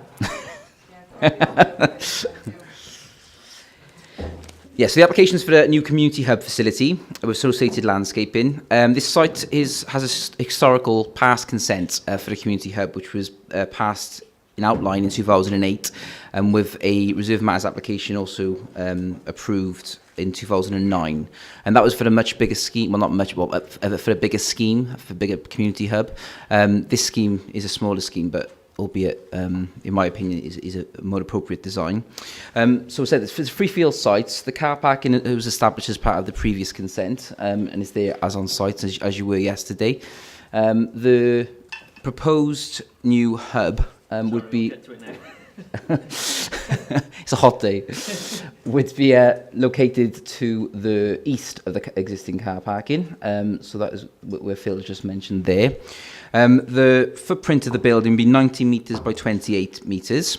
It would be in 2 sections, 2 pitched gable extensions, which would be connected by a flat roof element. So these are the elevations which are proposed for this building. So the design is being worked up by a mega community group with local volunteers getting involved with the design of the project as a whole, with the council to develop this. So it's in 2 gable elements. It's vertical timber clad on the top and brickwork on the bottom, with modern fenestration and windows, aluminium openings. So as you can see, it's been proposed to look like 2 agricultural buildings and being fit for purpose in terms of it being a public facility, which would host a number of activities, music events, sports events, drama events, all for the benefit of the local community. And the roof would be zinc, and it would have a seam roof as well. And this is that's a cross section there of just the detail of the design, really. Just quite simple lines, quite a clean building. It is fit for purpose in terms of its design approach. Go to the next page, Phil. This is do you want me to go back? You go back to the floor plan, please. Yeah. So this is a rough layout, well, the layout of the proposed building. So you can see there's flexible space and there's a large hall in the larger elements, and this is toilet facility, shower, kitchen, bar, foyer. So it's been designed to be functional and to adapt to different uses. So it's all been taken into consideration noise, and it has a BREEAM standard of excellence in terms of its design. So it's been designed for ventilation and energy efficient with solar panels as well. So it really has gone to be a low energy building, which again has been designed for fit for purpose. So the parking on site has parking provision for 34 cars. The application proposes significant amount of landscaping If you go back a couple of pages, Phil, there was a landscape plan there which outlines all the landscaping and how the site would actually be open for the public to use and to walk around. To the south of the hub, there's an attenuation pond there to deal with some of the drainage. And there's also an orchard to the east, which is in existence. But the proposals got a GI approach to it, a green infrastructure approach to it, in terms of people being able to access those areas as well. The application, as you can see from the report, there's no objections from Mega Community Council and no objections from any of the main consultees. Highways have reviewed the parking provision and have no objections with its development. There'd also be a pedestrian access put across the main road in front of the B245. So that was a part of the proposal as well. So there'd be a pedestrian access being created over that road as well for people to gain access. And Highways have looked at it and had no objections or concerns with the proposals. In terms of third parties, there've been 6 letters of support for the development and 2 letters of objections. For the reasons outlined in the report. So in terms of our analysis of the development, the principle is well established on this site. It's always been given consent for a community facility, so the principle is well established. It is in an amenity area, but as outlined in the report, the design and the scale of this building is considered to be appropriate. The landscaping of the site is considered to be of a high standard. And we feel that the open space would be retained as part of this development by also providing a key community facility. In terms of the design, as I've already said, we feel that the design is a simple palette of materials, such as the timber-clad roof and the brickwork, and is appropriate for that site. The site does lie within a C1 flood zone, and the analysis is outlined in the report. In the 1 to 200 flood levels, it would actually be above that. So it's a less vulnerable form of development in any case. But in 1 to 200, the flood level would be set at 8.5 metres, which is above the tolerance level. So it would be flood free in that event. In the 1 in 1,000, it would actually flood up to 40 millimetres. But that is within the allowance which Natural Resources Wales recognise. So it's within that tolerance level. So in that very extreme event that it would flood, obviously there wouldn't be any people there and they'd be able to manage that. But as outlined in the report, Natural Resources Wales aren't objecting to this and doesn't conflict with any policies in relation to flooding. As also outlined in the report, there's no concerns with regards to residential amenity. There's no impact on the privacy or the health of any of the residential properties to the north of the site. There was a detailed noise report done with the application, which has been reviewed and considered, and it's considered that given the already amount of background noise in the area in terms of the railway and the roads, and the impact of the noise of this particular development wouldn't be unacceptable and would be in accordance with our environmental health officers.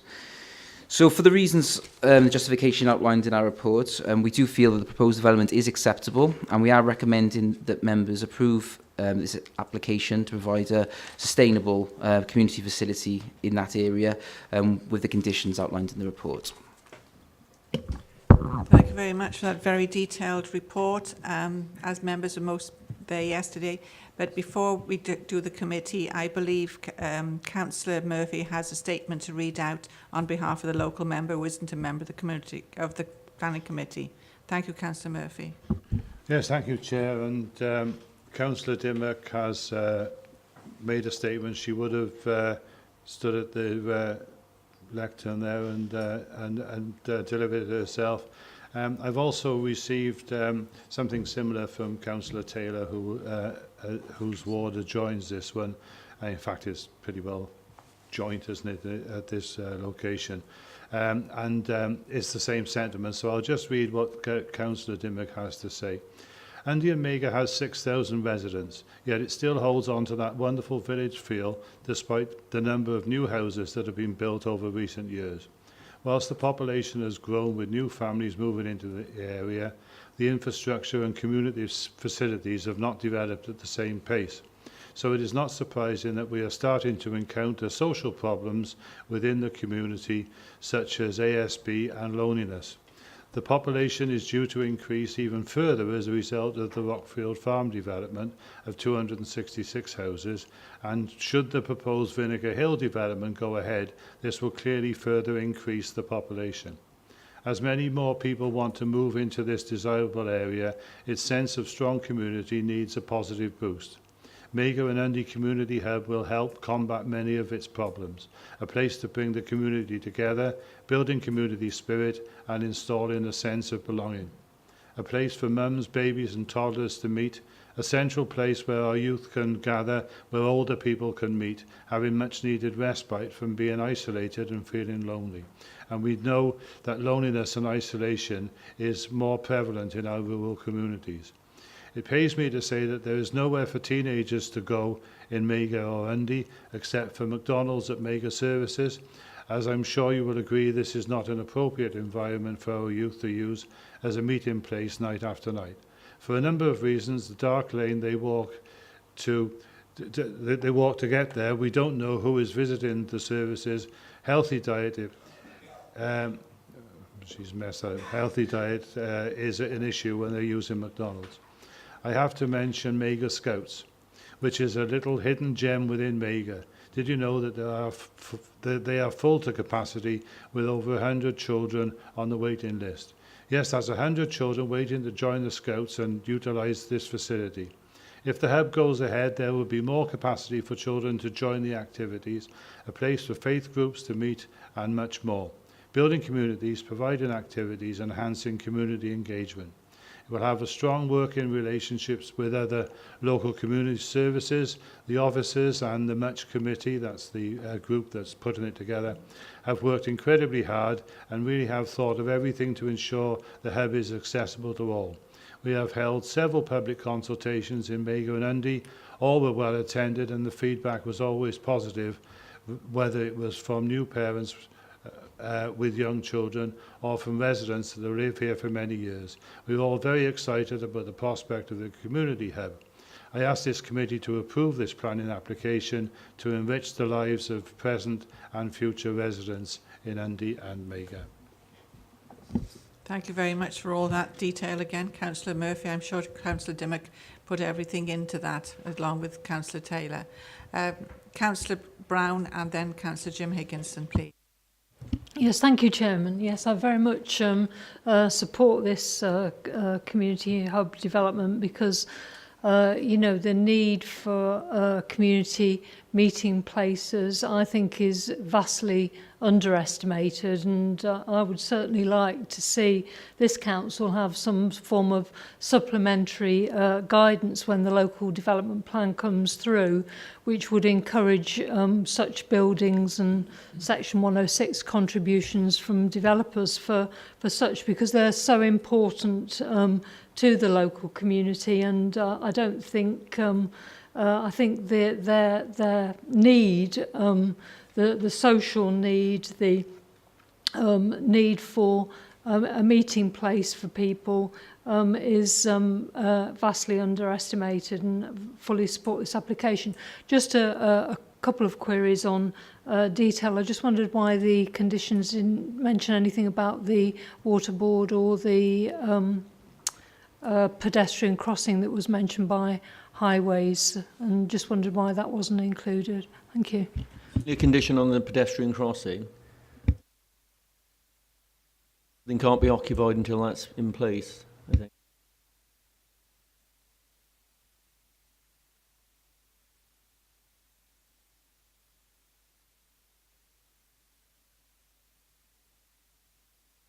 Yeah, I missed that one. I think it was the lack of consultation response from the Water Board. Thank you.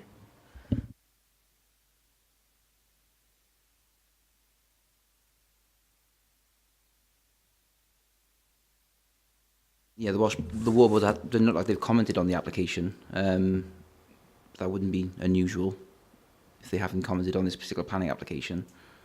I'll have a look now in terms of whether they have responded, but from looking at this, they haven't. Thank you. Councillor Jim Higginson. Yeah, thank you, Madam Chairman. This is something that's long overdue in the Mager and the area,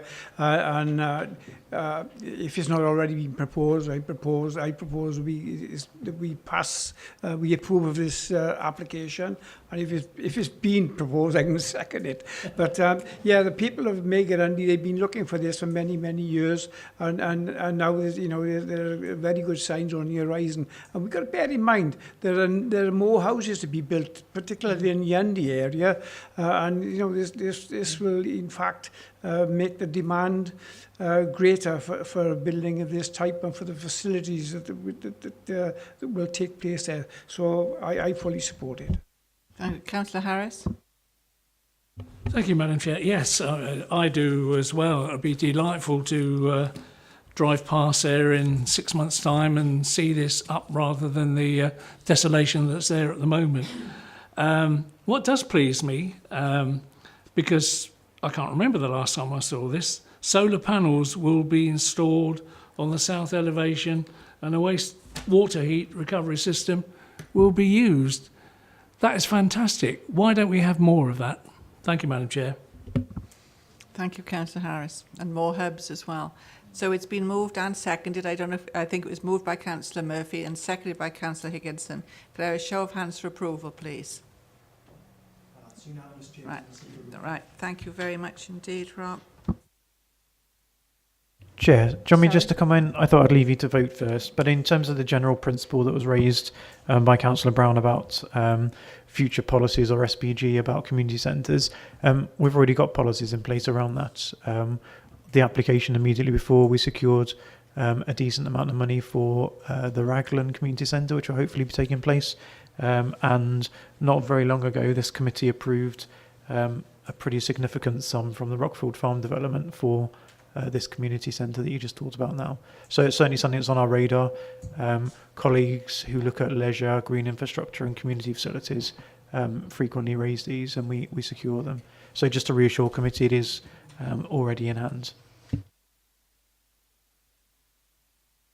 Right, thank you, Mark. And by the way, members of the committee, could you please stay behind for 5 minutes as Mark wishes, after we've done the agenda, to address the committee. Thank you. We now go to page 19 to 26. This is application 00623, and this is in Hardwick Hill. That's yours, Thank you, Chair. Phil? Yeah, okay. So this application's for an additional residential unit at the western corner of the former curtilage of the property, Lower Hardwick, which is now made up of flats. The proposal comprises a detached dwelling, and owing to the topography of the site, the majority of the proposed ground floor will be set into the ground, and by doing so it would give the impression that this is a single-storey property when viewed from outside the site. And as part of the application, a new access is proposed, requiring a section of the listed wall to be altered. So I'll just run through the photos. That's actually access to some of the new dwellings, the two new dwellings that have been built in the grounds of Lower Hardwick, which we saw yesterday. That's a Lower Hardwick itself in the distance there, which is a listed building, and then there's a small dwelling that's been made up of an old lean-to against the wall there, which is a separate dwelling. There's part of the dwellings that are being constructed in the grounds. And then that's the Hardwick Hill Lane off the main A48, which leads down to the site. The site is behind the trees there in that sort of triangular area. And then that's going further down the hill there, Hardwick Hill Lane, and the site is on its right. And there'll actually be a breach in the wall just past that entrance to the left, a little bit further down on the right-hand side, which we saw marked out yesterday when we were on site at the site inspections. And that's an aerial photo of the site. You can see one of the houses being built in the grounds. So, in effect, this site is in that sort of western triangular corner of the overall site, with access off Hardwick Hill Lane, whereas the others all come off the accesses either off Hardwick Hill itself, but can't come down Hardwick Hill Lane themselves because there's a bollard in this area here, preventing, sorry, it's in that sort of area there, isn't it? Preventing any traffic from driving this way, so coming into the development here and into here. So these come out that way, or they come out that way rather than use this lane, which is the bollard there. So that's the site, as mentioned. Then that's a more detailed existing site plan. That's the existing wall that surrounds the site. You can see it's made up of stone and brickwork. and then that's a section through the existing site. So that's the wall at in the far ground, and then the existing house being built. And then that's an indication of the development behind the wall. So that's the top part. So that's the lower part of the site, the top drawing. Then the upper part of the site is the lower drawing there, where you see some gates as well. It's a modern contemporary design. The actual roof's been changed from a curved roof to a monopitch at the request of our heritage officer to make it more sympathetic, and it'll have a green sedum roof, vertical timber boarding and aluminium curtain wall windows. So it's a modern design. It's not unlike the one that we approved in High Trees, if you remember the Eco House up there. So it's got high environmental credentials in terms of being sustainable, and it's obviously a contemporary design. Indeed, that was the architect for the High Trees design.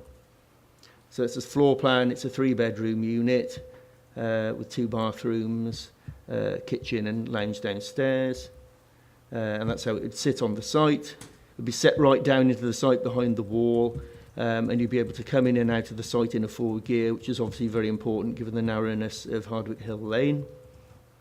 And there'll be parking for a minimum of 3 off-street parking spaces on the site itself, which again meets with the guidelines that we've adopted. And that's showing how the site would sit into the site. It's going to be set right down, so it reads like a single-storey dwelling from outside the site. You can see that it sits well below the height of the existing, the newly constructed dwellings that will sit there, which are a more conventional design, and privacy distances are actually maintained because of clever use of high-level windows and orientation of the dwelling. So that's that. So what I'll do, I'll leave it on the site plan itself. So in terms of the stone wall, because that's listed, there's actually been a listed building application to form the breach in the wall. That has been approved because it's deemed to be acceptable, and we have got delegated powers to deal with that outside committee's remit. So that's been approved already, but obviously it doesn't affect members' ability to deal with this particular planning application on its merits. So there's gaps between the retained trees, but the ground levels of the site are much lower than the adjacent highway, as I've said. It will be set back from the site, built right into the bank, and in addition, a landscaping scheme is proposed to further enhance and soften the scheme in the longer term. So we consider all in all, with the contemporary design, including the alteration to the stone wall to accommodate the new access, that the proposal will have the effect of preserving the character and appearance of this part of the conservation area. And given its distance from the original listed building, which is actually screened from this site by the two new dwellings being built, it actually wouldn't harm the setting of the actual listed building itself. So all in all, it would preserve the character and appearance of its setting and not harm the character of the listed building. So the key issue that I know is of concern to residents is access. Highways has no objection. It's considered that the overall movements created from this proposal would be insignificant, given the number of accesses along Hardwick Hill Lane and also the traffic that cuts through here to go up Vauxhall Lane, or vice versa. The proposal also meets guidelines set out, as I've said, in the parking standards. And we would, it's deemed to be in accordance with policy MV1 of the LDP, given its ability to accommodate parking on site and for vehicles to come in and out in a forward gear. It's in a sustainable location. It's within easy walking distance of the town centre, as well as public transport hubs. Residents' concerns about Hardwick Hill Lane being used as a rat run is an existing issue that Highways have advised could be resolved out, or should be resolved outside the scope of this planning application. The current proposal would generate negligible additional traffic movements and would not materially harm the current situation, and thus members may recommend, or are entitled to recommend, that your officers request Highways to examine this problem while the current application is determined on its merits. As regards air quality, the Council's environmental health officers have requested an air quality impact assessment because the site is in the air quality management area.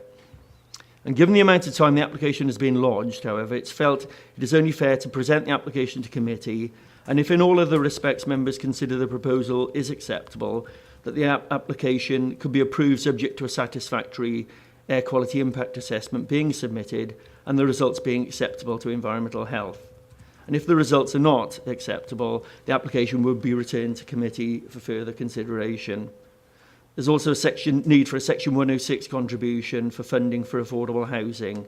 So that can, the air quality impact assessment can actually be actually carried out and then assessed while that Section 106 is being drafted. So we would recommend approval subject to the 106 regarding the affordable housing contribution and the submission of a satisfactory air quality impact assessment and the conditions set out in the report. So thank you. Thank you very much, Phil. I believe Councillor Dovey, is this your ward? No, it isn't. Oh, sorry, you're adjoining ward. Yes, it is my adjoining ward, and unfortunately, I don't know whether...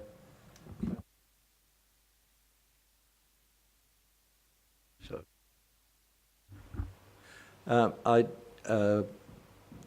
I don't know whether Councillor Pavey knew this was coming up, because I think he would have... Pardon? Yes, he did, but he's away. Yes, I know, but what I was going to say was, I don't know when he got it, but he didn't, perhaps he didn't want to, but he didn't speak to me about it. But there is a couple of points I would like to make about it. At the moment, because of the problems we have in this area with the ward, Highways are doing an investigation into the traffic and the rat runs around Vauxhall Road and Mountain Road. So there are traffic issues here. I do know that he had a concern over the street at the back there, where they're going to breach the wall, and I have concerns about that because people do use that as a rat run, and there is anyway at the top of the hill there is an entrance to a site, an existing gateway to this larger site, which could accommodate that. For myself, I didn't like the one that was done at the one that was done at the top of the hill, and I don't like this. I think it's inappropriate to the area. If you've got something to be proud of, you'd be hiding it and putting a lawn on the roof or something or other like that. That's the only comment I make. I hope Councillor Pavey will have opportunity to put his views forward properly, unless he's spoken to Louise. Yes, he had sent an email out in support. Hadn't he? He had sent. Yeah, Chair, I think an email, it's only been sent to us as officers, and I thought all of committee, he was expressing some concerns around the road situation. Yeah. Councillor Louise Brown, please. Thank you, Chairman.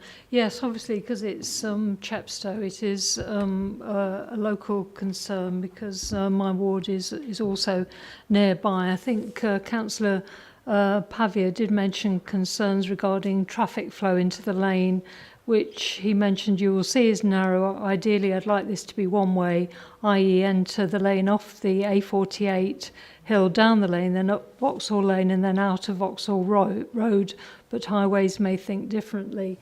I think that one of the concerns is the highways and the access.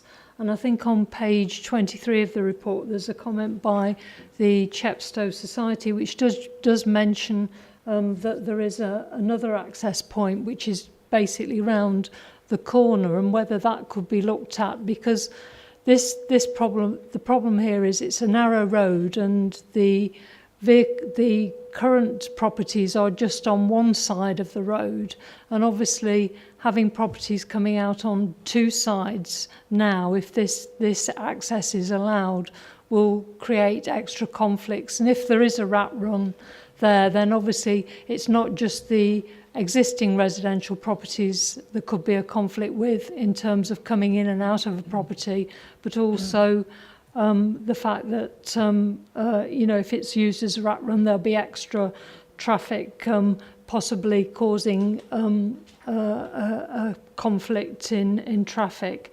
So I think one of the things I would like to see, I mean, you mentioned at the end of the report that you were waiting to hear about the air quality issue, but I think the highways point needs to be looked at again as to whether or not the alternative access that has been mentioned by the Chepstow Society could be looked at instead, and also whether or not a one-way system and or a 20-mile-per-hour limit could be looked at. Now, these sort of things are things that you should really be asking for in relation to either a Section 106 contribution from a developer, or I don't know whether it will be a highways section contribution, but this should be looked at this stage. So whether or not you want to defer this application to look further at highways matters in relation to a 20-mile-per-hour zone and a one-way system, that would have to be a condition in consultation with the local residents as well as to whether or not they felt that was appropriate. But I certainly think highways has not been dealt with properly yet to cover a number of concerns in relation to this particular location. Thank you. Thank you. Come in on that? Yeah. In terms of using the access, which was the first slide in the presentation, that's impractical because there's two houses that have been built in the intervening area, so you can't actually get through now so that access serves the two houses that have been built in the grounds and the existing lean-to, which is in the that area there, but you can't actually get through now because of the consent that's been granted for the two houses to this corner part of the site. So you have to use the access that is proposed from Hardwick Hill Lane. So there's no other means of getting to that corner of the site, I'm afraid. And in terms of dealing with the highways issues, that would have to be done under a traffic order.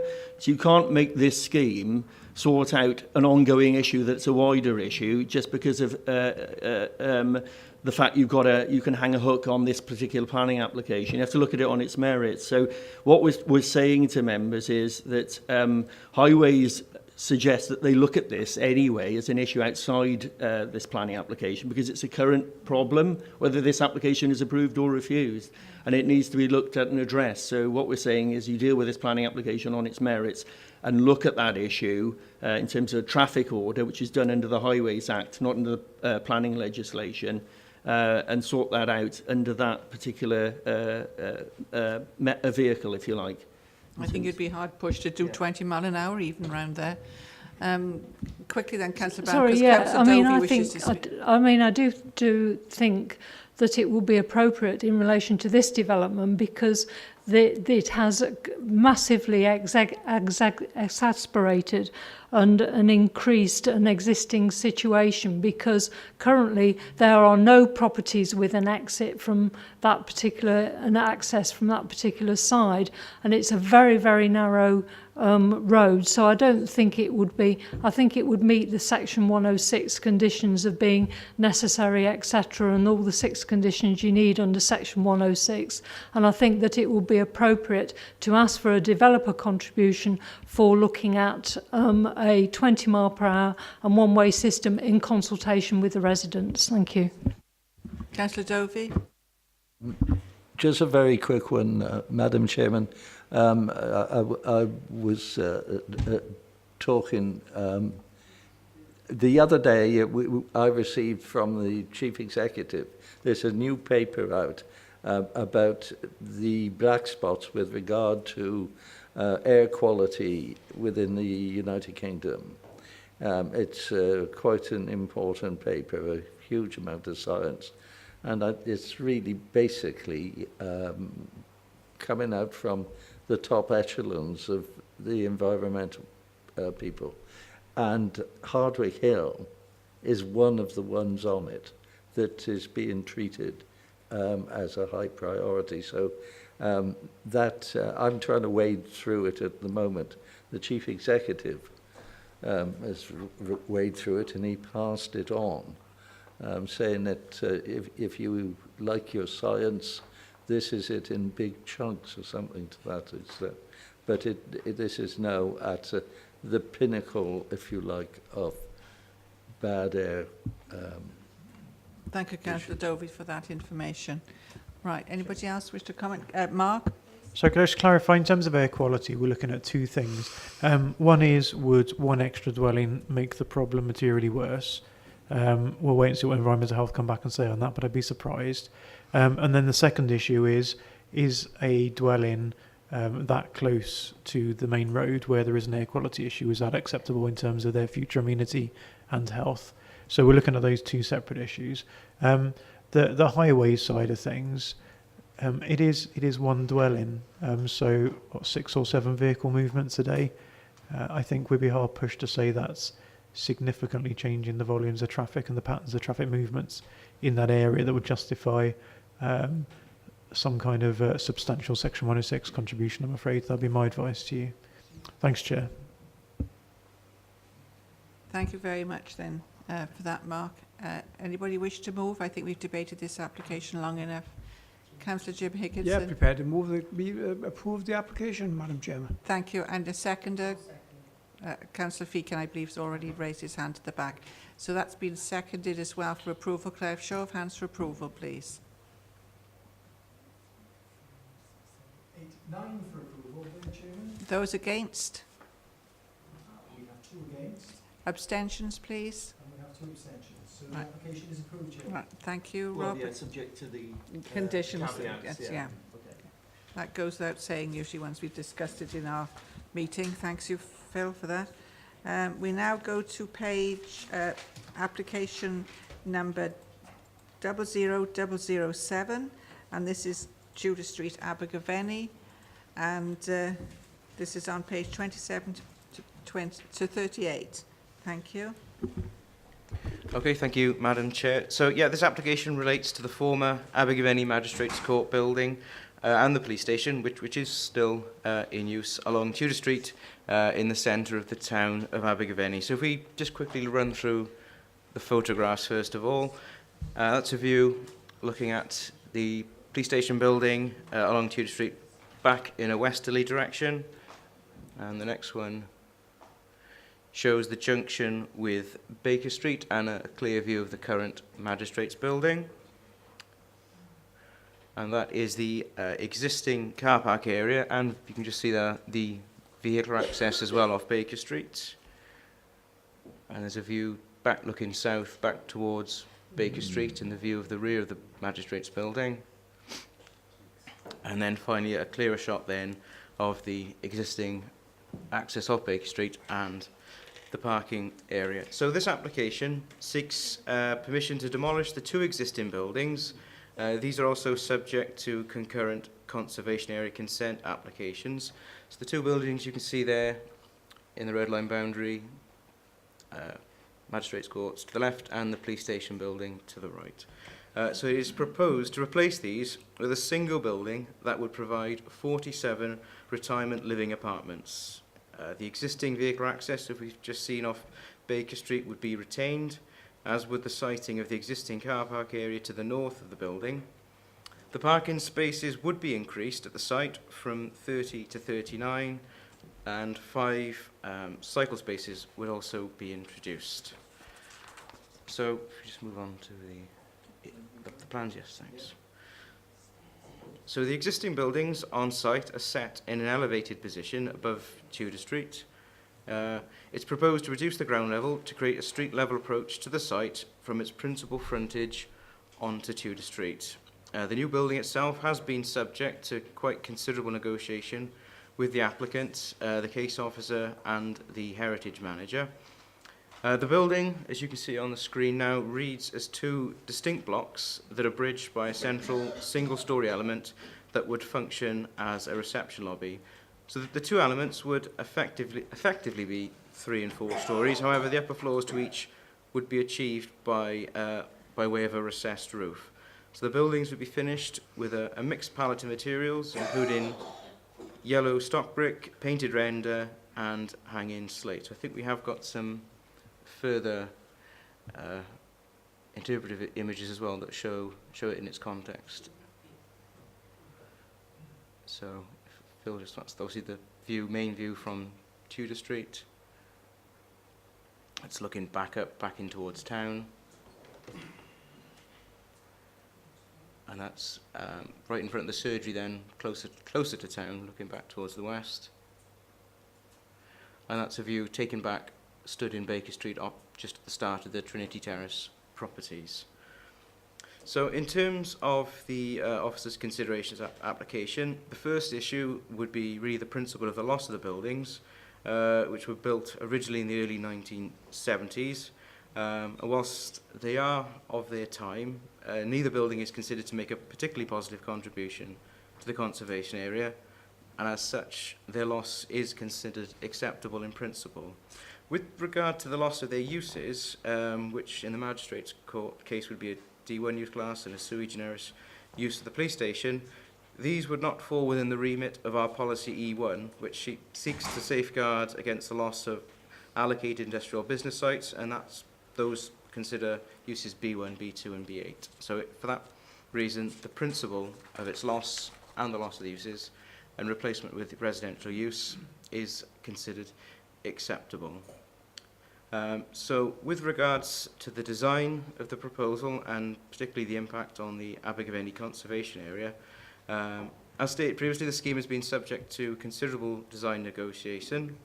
Firstly, in terms of the scale and massing of the building, the single-storey break on the principal elevation on fronting Tudor Street does provide some welcome relief and provides a clear distinction between the two blocks, almost a nod to the two elements that are currently occupying the site. And with the site levels being reduced, it'll also allow for pedestrian access directly off Tudor Street. And whilst the larger block on the Baker Street junction is larger, it's considered that the upper floor being recessed and its darker finish would help to ensure that when read from an immediate street level, the massing of the buildings is not considered excessive or indeed harmful to the appearance of the conservation area. Prior to the introduction of the magistrate's building, Tudor Street did comprise a row of burgage plots and terraces, and we have in our negotiations tried to sort of take some cues from that and try and build in a strong vertical emphasis into the facade of the building, as you can see on the screen now. Different palettes of materials, different sections with that strong vertical emphasis has been something that we've sought to negotiate. So sections of different materials and widths are considered appropriate to the setting, whilst also providing active visual interest by the various levels of projections that you can see. So as such, the scheme has responded to some of the comments received by local interest groups with the introduction of some coloured rendered sections. The original scheme was quite dark in colour, and it's considered that the changes have resulted in a more vibrant and active design that also benefits from clean and simple lines rather than the more contrived layered approach that was initially proposed. Turning to affordable housing, Policy S1 states that capacity sites in the main towns with a capacity of more than 5 dwellings should make a contribution of 35% of the total number of units to be affordable. That would be 16 in this case. But owing to the type of accommodation, the elderly person's accommodation, a commuted sum was considered more appropriate.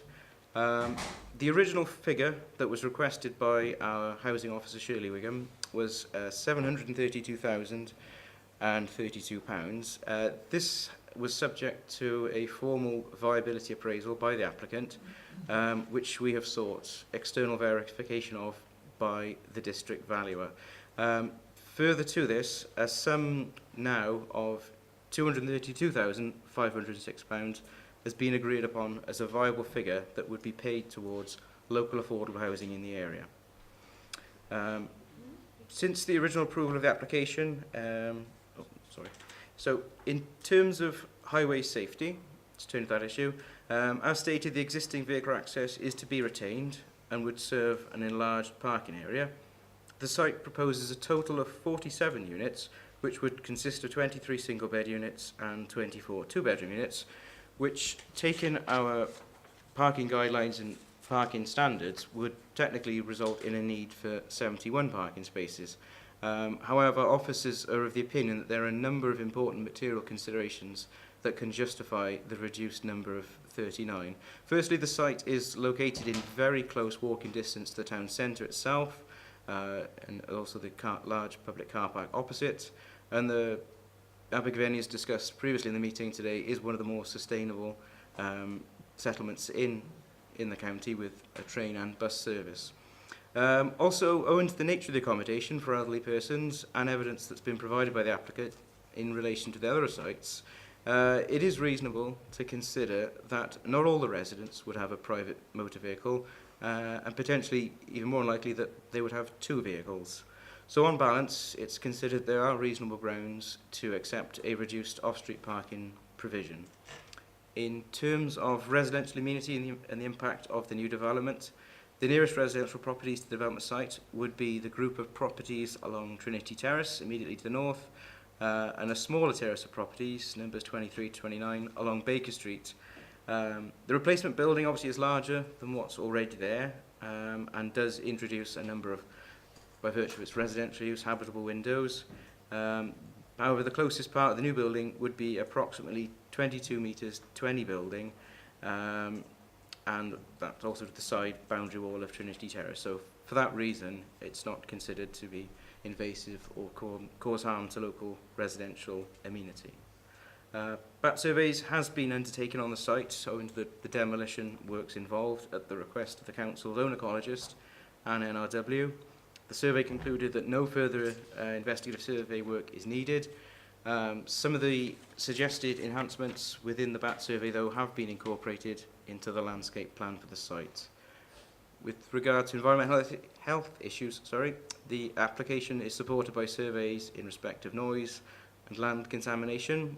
These have both been considered by the council's environmental health team, including the specialist environmental health officer, who are satisfied that, subject to seeking conditions that would ensure compliance with the findings of those reports, there are no environmental health grounds to object. In a slight update to the officer's report, the council's professional advisors on archaeological matters, Glamorgan Gwent, had requested further survey work to be done. This has now been done since the officer report was published, and Glamorgan Gwent have also now confirmed their acceptance of that survey work, subject to two conditions: one which would require a recording of the historic buildings, and the other is a written scheme of historic environment mitigation. In terms of the objections we've received, a number of the points that were raised through third parties have already been covered, but there has been attention raised with regard to the outlook of the aspect of the ground floor properties on the rear north-facing elevation. However, Phil, if you can show the sections, I think the next one, yeah. So, however, these sections show that these would face onto a gentle sloping garden area. If you can see, Phil, can you point that out? Yeah, so that sloping garden coming down back to the back of the building.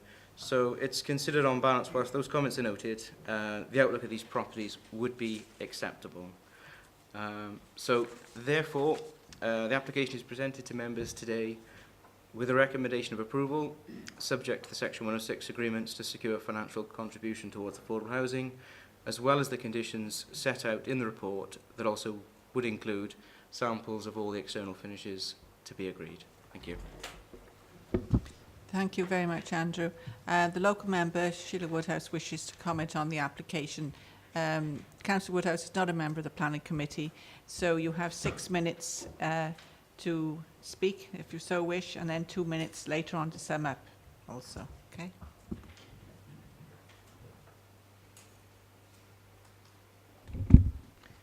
Thank you, Madam Chair. As local member, I have kept an open mind about this application, listening to all views and observing the whole process. To date, I have received mostly positive feedback. However, the opposing views of the Town Council, Civic Society and Transition Town are all well documented and have been available for consideration. It is good to see a number of concerns raised by them have been addressed and they have been listened to. The planning department, as you've been hearing, have worked closely with the developers and have made several changes to the overall design, including the appearance to make the frontage more in keeping with terraces in the vicinity, and the changes to the roof, setting back the apartments to break up the line.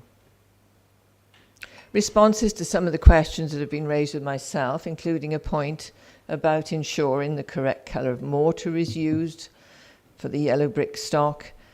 I have been assured this would be monitored by the heritage team, and other queries have been answered.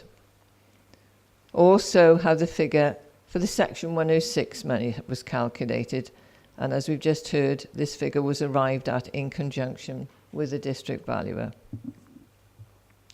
The evidence I've seen to date is that a lot of people have freed up their homes to move to a similar type of accommodation in Swan Meadow, Abergavenny, the residents of which are very happy and benefit from being able to live independently and central to the town.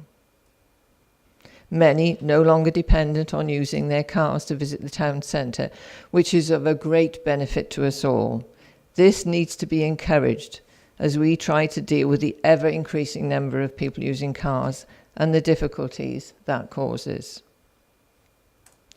This development is in close proximity to the town centre and all the facilities and shops. I am sure local traders would welcome this. I would therefore request that members of the Planning Committee give their serious consideration to these observations and approve this application. This is an opportunity to return Tudor Street to becoming a residential area. An opportunity to provide 47 homes in the heart of Abergavenny, and an opportunity of putting people before cars.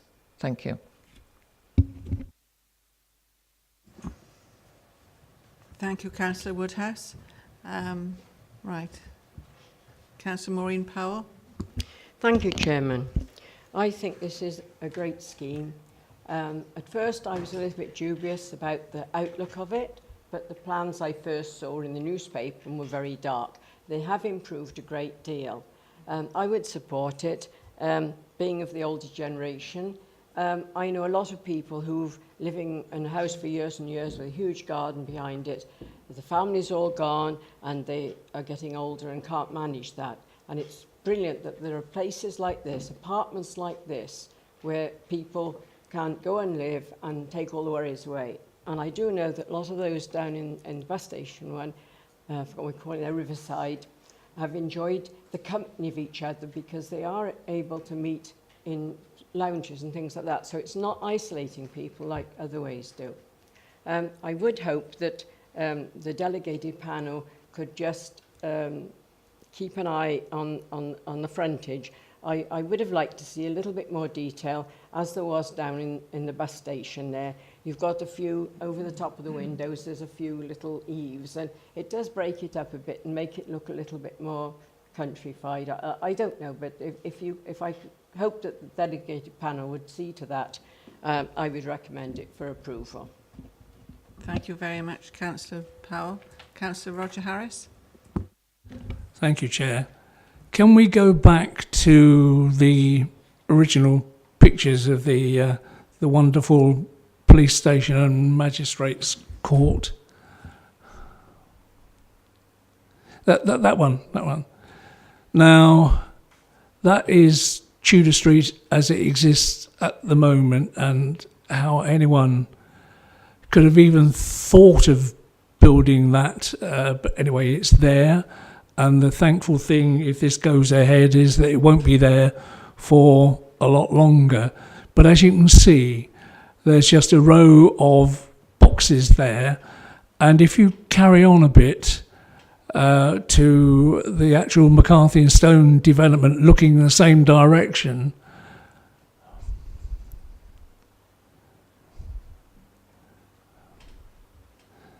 keep going. That one, go back. Or that one will do as well. You can see what we've got there to let, which is going to be subject of development, is another ugly great box. And if it goes ahead, as far as I'm aware, somebody is thinking of asking us to approve another story on top of that. If you go back further, and you can't see it, up to the post office, is another box. What McCarthy and Stone should have done, and they've obviously been influenced in a big way by the fact there's boxes all over the place at the moment, so let's have a box, and I'm sure they'll be happy with that. Well, I'm not happy with that at all. With the number of developments that McCarthy and Stone have done throughout the nation, and according to the blurb I've got, they've got 51,000 apartments in use. I'm sure they could come up with a development that gets away from the boxiness that's there at the moment into something far more appealing than that. And it will also, if that was the case, put pressure on whoever wants to develop the building. We can see on the left-hand side, it will shame them into doing something much more appropriate than what is there at the moment. So what I'm basically asking for is a deferment so that we can go back. It's been mentioned in the report that the officers have already changed the development, but we haven't. This is the first time we've seen it. And if all the members here are happy with that sort of design, then I'm I hope we don't come to Ipswich any too often to see it. Now's the opportunity to have a look at a much more interesting design for there. I'm not against the development. I think we could do better than that. One other point, I note that we've lost £500,000 in Section 106 money. Now, this is a developer that should be ashamed to even think that they have not got enough money to give us the original £732,000. This sort of development is not like a normal development where somebody puts up a house and sells it. This has got a central core that is maintained, as far as I'm aware, by McCarthy and Stone, and people come and go as all sorts of events occur. So there's a constant, if you like, stream of revenue emanating from this, and I just think it's an absolute shame that a developer of this stature cannot provide sufficient money to allow development for people in need. The people that go in there aren't people in need, but they're depriving people of this £500,000 of not being able to have suitable developments elsewhere. I just hope that they will reconsider that. And as I say, I don't think that design is as good as can be got, and I would move a deferment to talk to McCarthy and Stone by members of this committee to do something better. Thank you, Chair.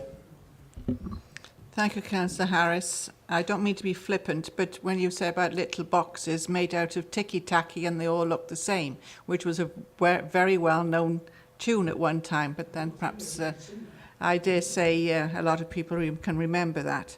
But I can understand your reasoning for design. Right, Councillor Louise Brown, Yes, thank you, Chairman. Yeah, I would second Councillor Harris's concern about the design itself. It is, I think that something more externally appealing could have been produced in terms of, I mean, if you're looking for somewhere for a McCarthy and Stone residence, you know, internally that's fair enough, but I would have thought they could have made it more attractive externally in terms of its type of design that's been put there. Having said that, it's obviously much better than the current blocks that are there at the moment.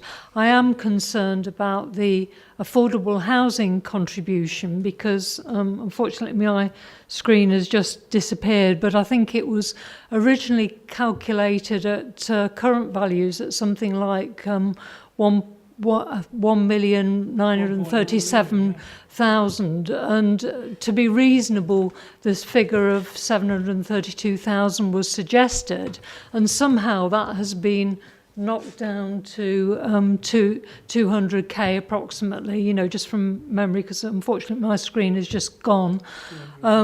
But obviously this has been agreed with the district valuer, but somehow it doesn't seem to be satisfactory. I also think that McCarthy and Stone, they do have a continued revenue from these flats, because unfortunately if a resident either leaves the property or basically that they die, then effectively the relatives still have to continue paying the service charges.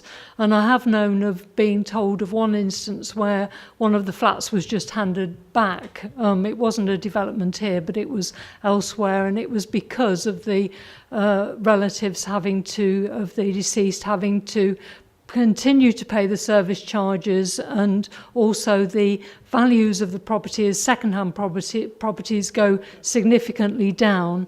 And some elderly accommodation, and I can't say what the current situation is for McCarthy and Stone, but they do also charge a penalty when it's sold in terms of a percentage of the sale proceeds. So quite a lot of money is, you know, possibly unfairly gained from these properties, and not to make an affordable housing contribution in the first place, you know, I don't consider to be acceptable. Thank you.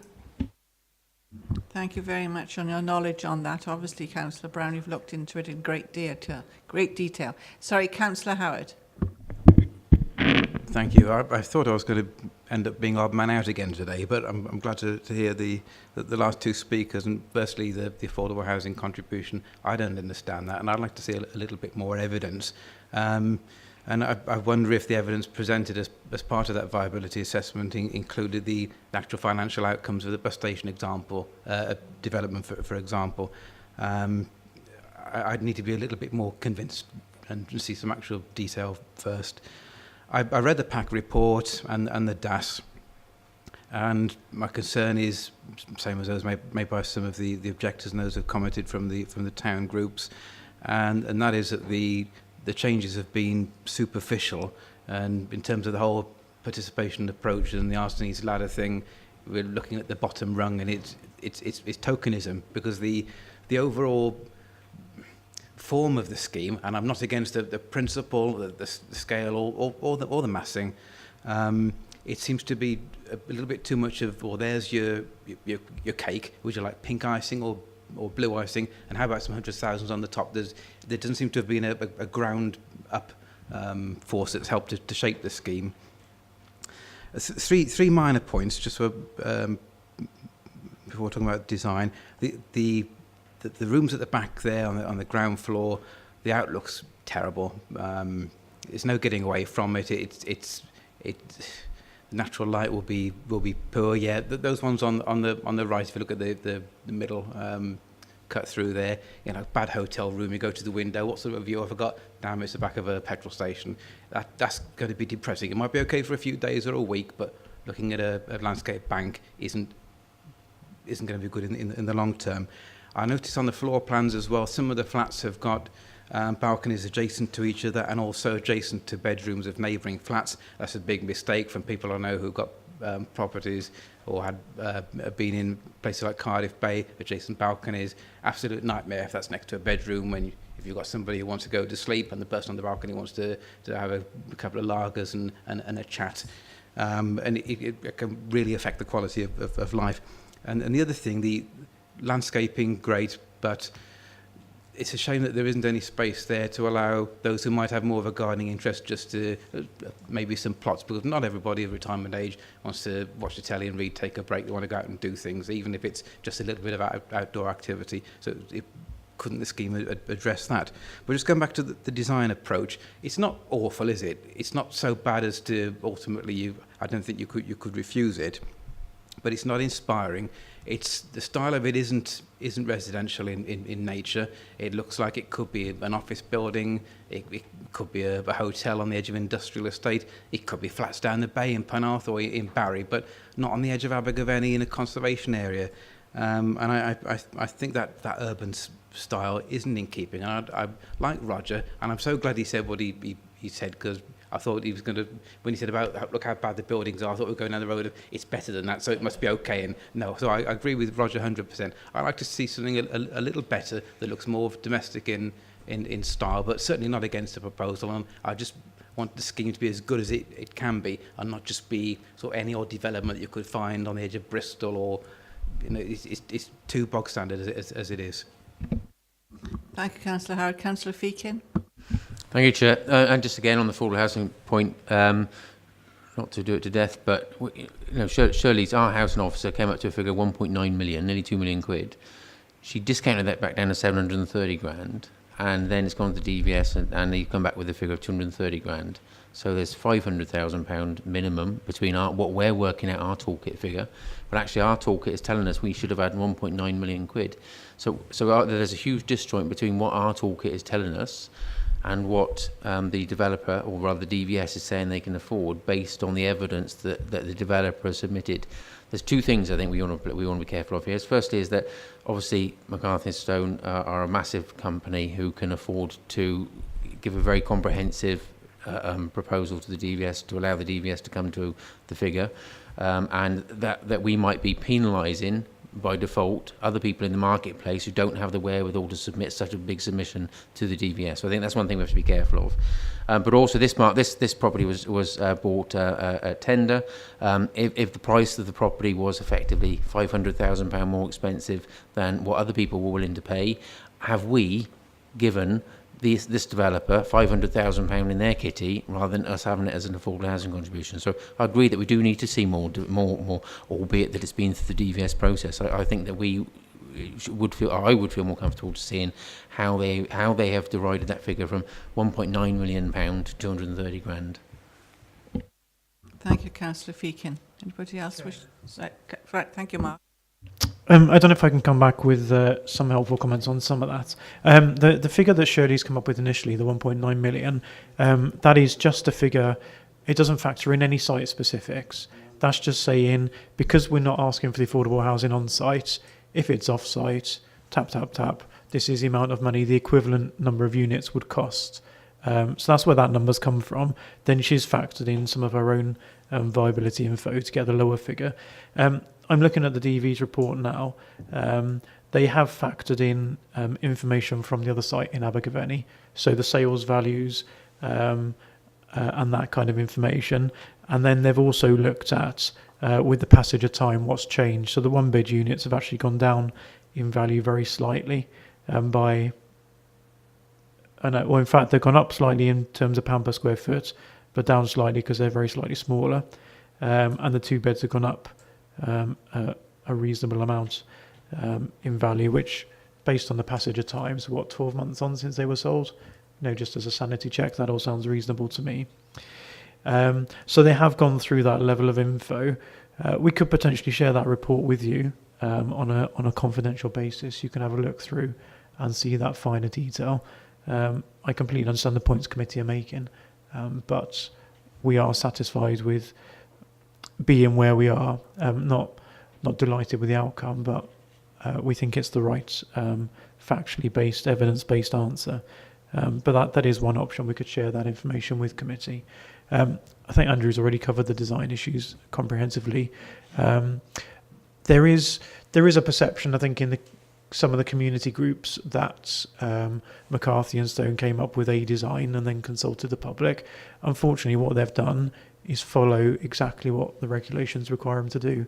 So when you go for this pre-application community consultation, you have to have, even as far as completed application forms and documents, plans.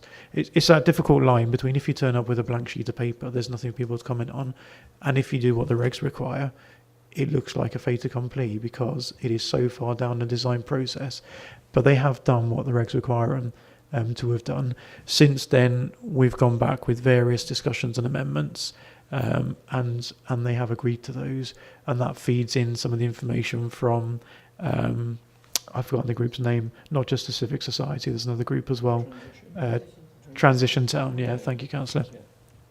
It has fed in that, so people like Patrick Hanno being in touch, saying about various specific issues, the massing of the buildings where there's gaps. So we have looked at that. In terms of if you did something different, I think the site can take a modern design. I don't personally feel like it's an anywhere development because of the way they have designed it, but I can accept how you might come in at cold think that could be anywhere. But equally, if you do kind of pretendy Georgian or something else, you could say the same about that. What makes that Abergavenny? If you go back historically to what used to be here, it's very small scale, barely 2-storey, very narrow terraced housing, which isn't going to lend itself to much. So in urban design terms, this can take a larger mass of buildings. We have looked at what's on the site at the moment and what's in the surroundings, but also mindful, the point's been made, and very fairly, that has this been influenced by a relatively ugly box on the left and an even uglier box on the right. But we are aware that there's proposals potentially for both of those sites in the near future. So we haven't been unduly influenced by those. I believe I'm right in saying, Andrew, we've got a current application on the box on the left. So is this a new one? I know we've had issues with previous designs there. So we're certainly not saying, well, it's not a glamorous part of town now, anything goes. We're very mindful of the setting and the conservation area, and also the relative vistas from over in the Lamfoist direction, over the park and Castle Meadows, albeit them very different. So thanks, Chair. Right, thank you, Mark. Councillor Dovey.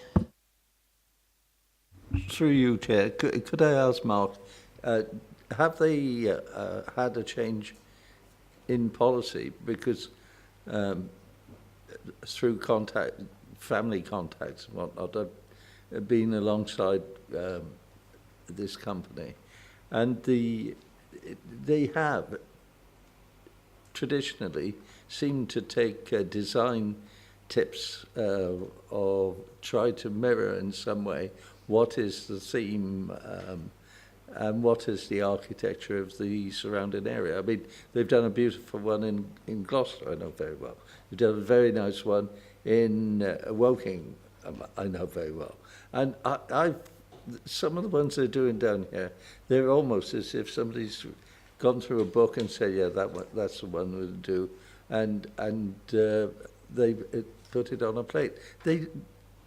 Is it just horses for courses?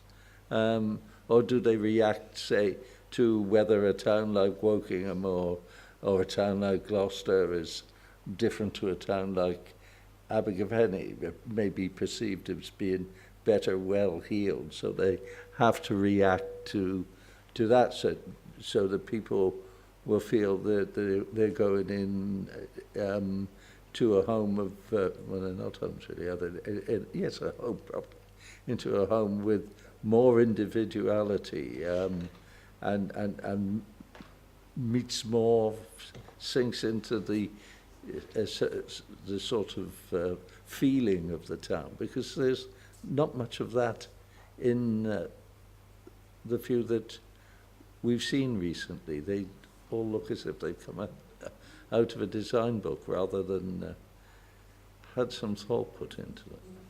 Chair, I was going to say, I couldn't hand on heart, tell you what the architect did in the very beginning. All I can tell you is they do provide, design statements that set out how they've come about it. A cynic might think they have a design book and then they write something afterwards, but I think you can read how they've come to this design proposal. In terms of what you do on the site, I suppose there's three options. One is that you do some kind of old, this is what it used to be like, but as I mentioned, that wouldn't work commercially. It's incredibly small scale. One is you do something modern, which is what we've got before us, and the other is you do some kind of pastiche affair. If you went away and asked an architect to sketch up what is Abergavenny, then what is it? Architecturally, there's a lot of very, very attractive buildings in the town, Victorian and Georgian in particular, but what makes them Abergavenny and not Cardiff or some other place in South Wales or even Cheltenham, Gloucester? So when you try and really pin it down, we're drifting off into very deep conversation of, is there such a thing as local vernacular, which I very nearly did my master's dissertation on, but decided to steer way clear because of the difficulty we're getting into now. It is a really difficult concept. So really we're looking at how does that sit in its surroundings, both as is and both what might come. The left and the right might both change. What's behind it almost certainly won't change, that historic core of the town. And towards the left-hand side, in the residential streets, those houses, no reason to believe they're going anywhere. There is a builder's type yard behind it that could change in the future. So we've been mindful of what's there now and what could happen in the future. But as officers, Andrew set out why we think this is acceptable and a commendable scheme in design terms. I know there's elements of personal tastes on what you like and what you don't like, but that's where we've come from. Councillor Murphy. Yeah, thank you, Chair, and I'm going to go against the grain now and say I quite like this. I recognise what everybody's saying. I do regret the drop in the section 106 contribution. I don't think the district party was done us any favours there at all. And when Mark was offering to share it, I was wondering, have we got to defer this one until such time as we've had a look at it? But deferring for a change in the actual architecture of it, I don't think that's going to achieve anything. So I think what we'd better do, Chair, is bring it to a head. So I'm going to propose that we approve it, and we'll see what happens.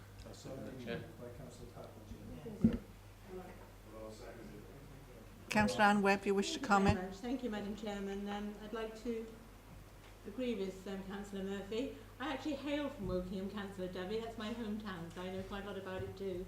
I would just like to say that Dovey, Councillor Dovey, could you switch your microphone off, please? Thank you.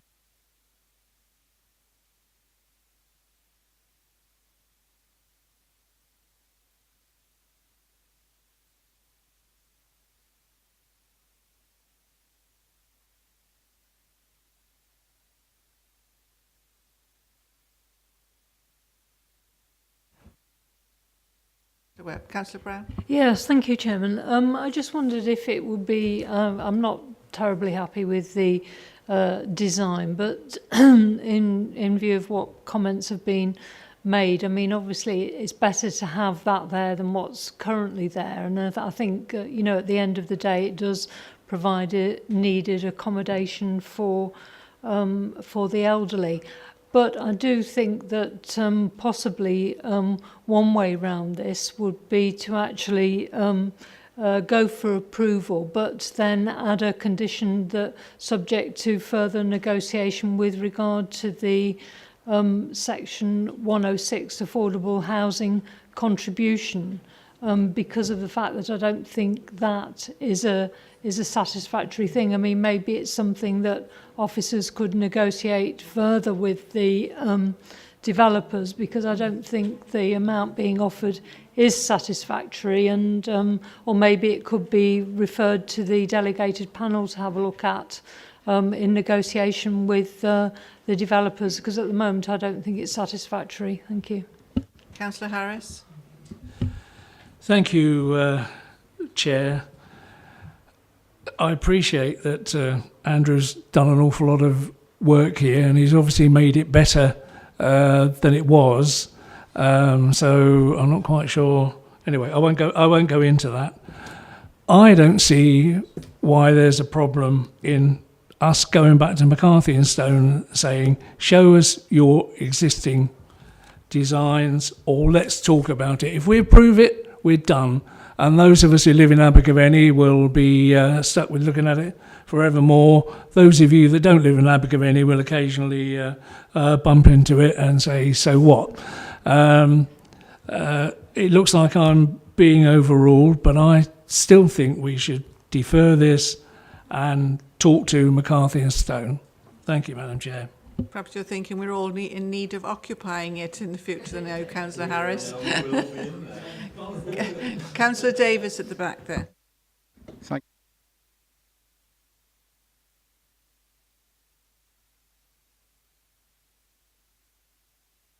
Not yet, anyway. And I'd never been up this street before, so I thought the Magistrates Court was one of the ugliest buildings I've ever seen. And I think if we were taking Prince Charles on a tour of Abergavenny and he'd seen the police station, he would undoubtedly have had a cardiac arrest, because that is undoubtedly the ugliest building I've ever seen in my life. So I have to concur with Councillor Murphy and others. I think the design is quite nice. I think it's a magnificent improvement on what's there currently. The local member, has indicated all sort of advantage with it, and I would agree with the approval of the plans. Thank you, Madam Chair. Thank you, Councillor Davis. And of course, it's very different because we use so many different materials today, which and close to is looking very different to what you see on a screen. Councillor Feekins, please. Just to reinforce those points again, I think the design is a good design, and we can't go back and revisit the DVS's position. So I go forward and go with the vote now to recommend. Thank you, Councillor Feekin.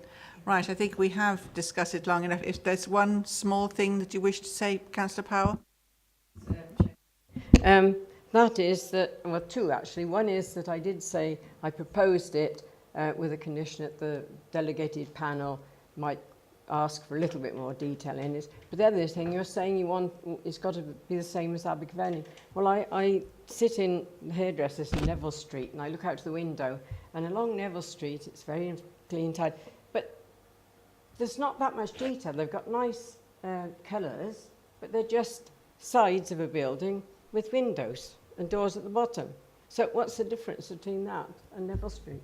Roger? Thank you, Councillor Powell. Could you please switch your... Sorry. So Councillor Murphy, Councillor, do you wish to... Yeah, thank you, Chair. I think it's a shame that we couldn't defer it for a month and just interested members sit with the delegated panel and just have a look at the community comments and see what we might suggest to improve it. And the thing is that talk about, well, what is the vernacular of Abergavenny? We talk about the conservation area. The more you allow things that don't look like the conservation area, the more watered down it becomes, and the less value it has. And I just think, well, in Neville Street, well, I'm not going down there, but it's more than just facades, isn't it? It's everything about it, the nature and the style of the building, the proportions and materials. Well, there we are. Councillor Webb.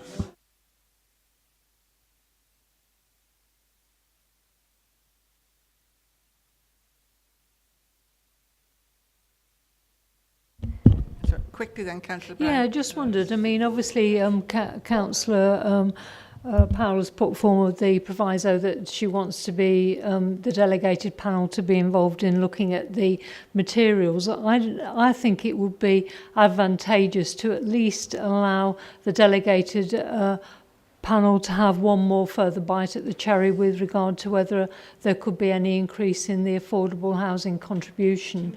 And I don't see why we can't approve that with those two added provisos, and then, subject to that negotiation being determined with planning officers and the delegated panel, because at least it gives another bite at the cherry.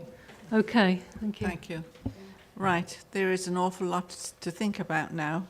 Do we defer it? Do we negotiate again? It's been mooted for defer. Could you have any sort of headway on this, please, Rob? I'd like to challenge you on your last day with the planning committee. It's been a lovely short meeting, Chairman, on my final one. Very nice of you indeed. Chairman, basically you have two proposals the committee needs to consider. The first one is to approve. That was moved by Councillor Powell, seconded by Councillor Murphy. So that, as that's the first motion, that's the one you should consider first, I think. And then secondly, if that doesn't get through, then consider the motion to defer. I suggest as a way forward here. Right, thank you. Sorry, Chairman, if you look back at what we've been talking about, I believe Councillor Harris proposed deferment and I seconded it, and that I thought that was before approval.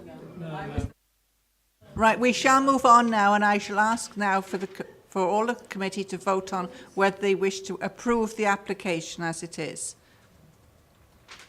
So, for approval, we've got 1, 2, 3, 4, 5, 6, 7, 8. We've got 8 for approval, Chairman. Those against? We have 4 against.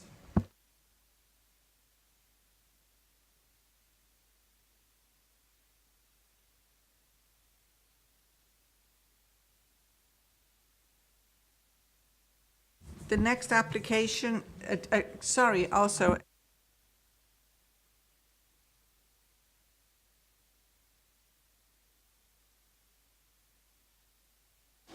That's quite all right, Madam Chair. I was just going to thank all the members and the planning team for their time and for your long deliberations. But I understand this is going to be closely monitored by the heritage team and the planning officers. So that's literally all I was going to add. So thank you very much. Thank you very much for attending today, Councillor Woodhouse. The next application is is 695 on page 53 to 56. So I shall now leave the chamber and hand over to my Vice Chair. Thank you.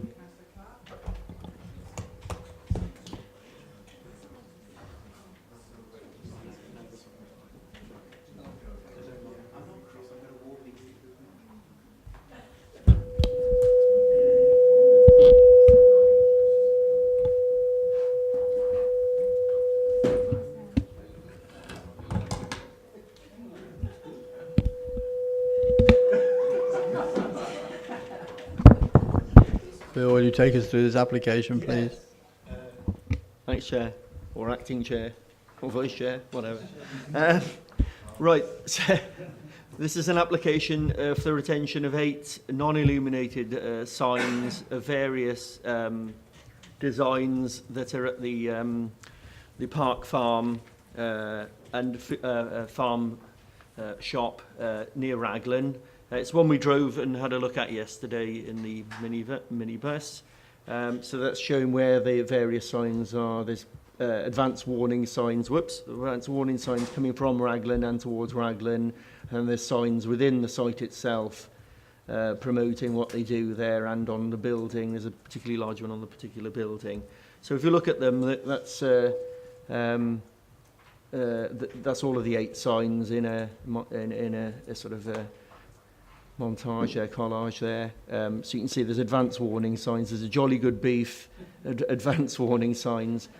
I think the largest sign is this particular one, which is advertising emus, alpacas, ponies, donkeys, etc., and soft play and llamas on the building itself. They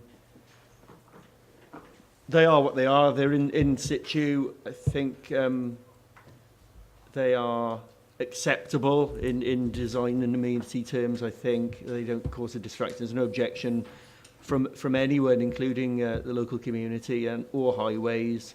So we'd recommend approval of their retention. Councillor Feakin. I'd move to approve. I'll second. Does anybody else have a comment to make about it? Councillor Murphy. They're not the prettiest signs I've ever seen, Chair, but they've been there a long time. They are effective. It is supporting a rural enterprise, so I'd be happy to approve. Councillor Tovey. Thank you, Chairman. Yeah, in my day, and it isn't too long ago, when you had roadside advertising, there was a square footage that you were allowed to have.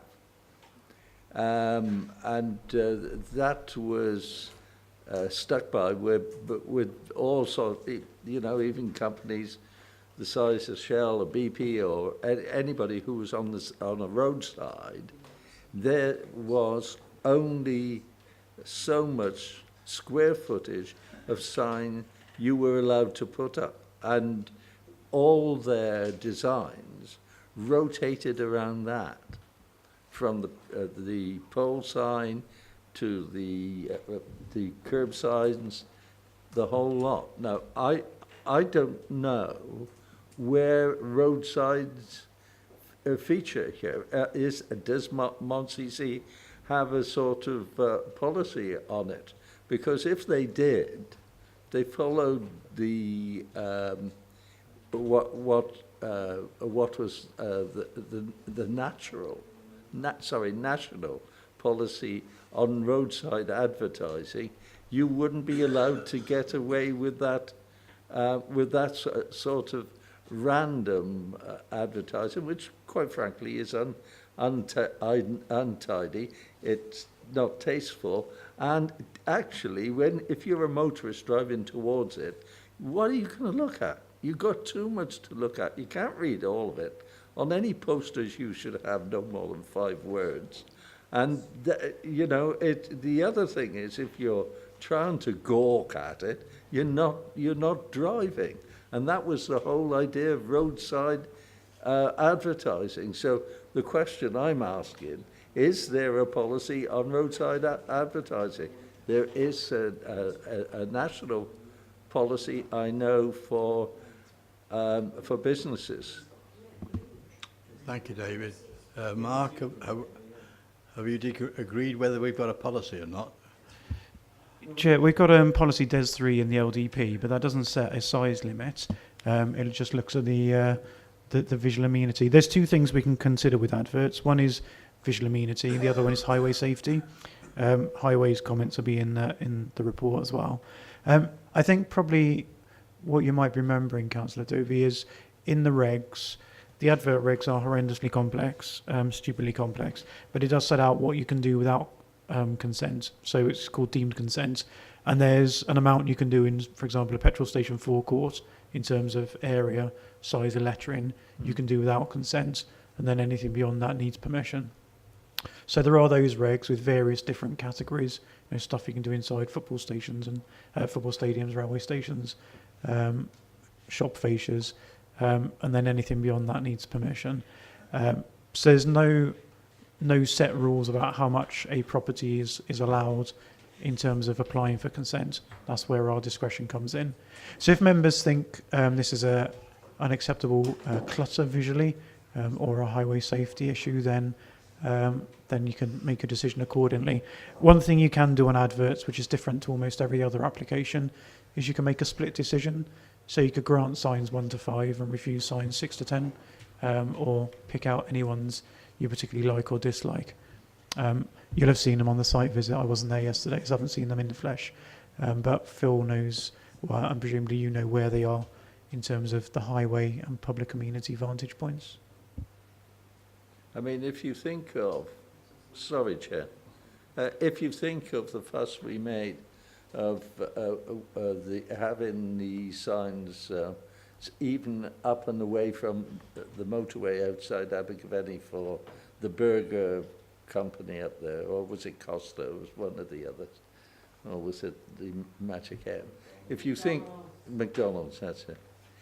If you were think about the fuss we made about them having a properly designed corporate sign that is the same throughout the whole of the world, and we were deciding whether we should have it or not have it, whether it would distract the motorist or not distract the motorist. And you look at that, and I mean, it probably falls under some other category. But I think that does not, I don't think it does anything for his business. I really don't think it does anything for his business, and I think it doesn't do anything for the local area. Okay, Councillor Feakin. I just to say that it's not me. Doctor Who's in the room. I just think that it's supporting local businesses. It's on a back road. It's not harming anybody as it is at the moment. We've stopped it developing any further than what it is already, so I'd recommend that we approve what's already there. Yeah, that's a good point. Actually, there has been a reduction in signs there from X number to 8. So yeah, it could be worse. Okay, it's been proposed that we accept it. Is that seconded? Councillor Murphy. All those in favour of acceptance?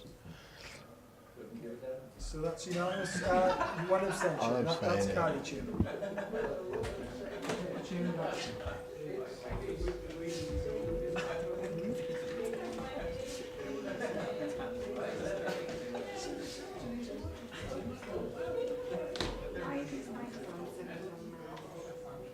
We've got one more application to deal with.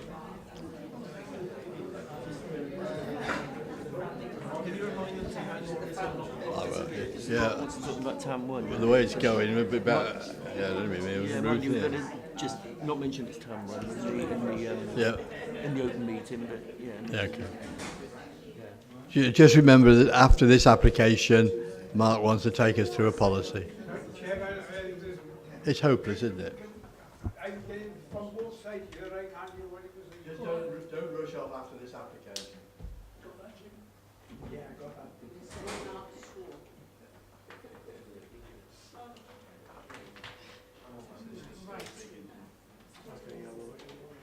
I think we go now to the last application of the day, and that is application 00707, and this is 5 lanes north 5 lanes, Cowent.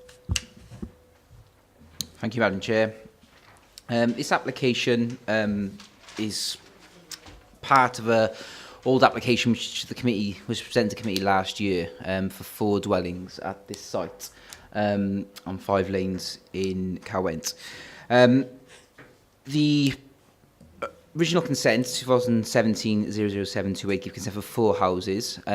The site was sold off to different individual developers, owners, which developed the sites differently, and all 4 of them didn't build the buildings in accordance with the approved plans, and as such submitted for retrospective planning applications. 3 of the planning applications were considered by the delegated panel, which were approved, and the changes were notably to the garages. They were built to have first floor elements, which this committee approved that they would be single story only. So those 3 applications, which for plots 1, 2 and 3, which is on this site here, which members were there yesterday, they have been given consent. So this application for plot 4, it is again for similar sort of thing. The dwelling has been built with the main alteration being to the garage. So this application seeks to regularise that development. So the garage has been connected to the main house. So the garage footprint is 6 metres by 9.5 metres, and it has been given a first floor level, where the previous was for a single storey. So the garage now measures 2.5 metres to the eaves and 5.6 metres to the ridge.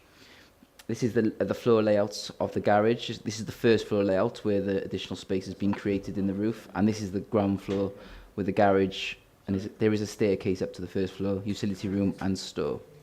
And at the top there's additional living space.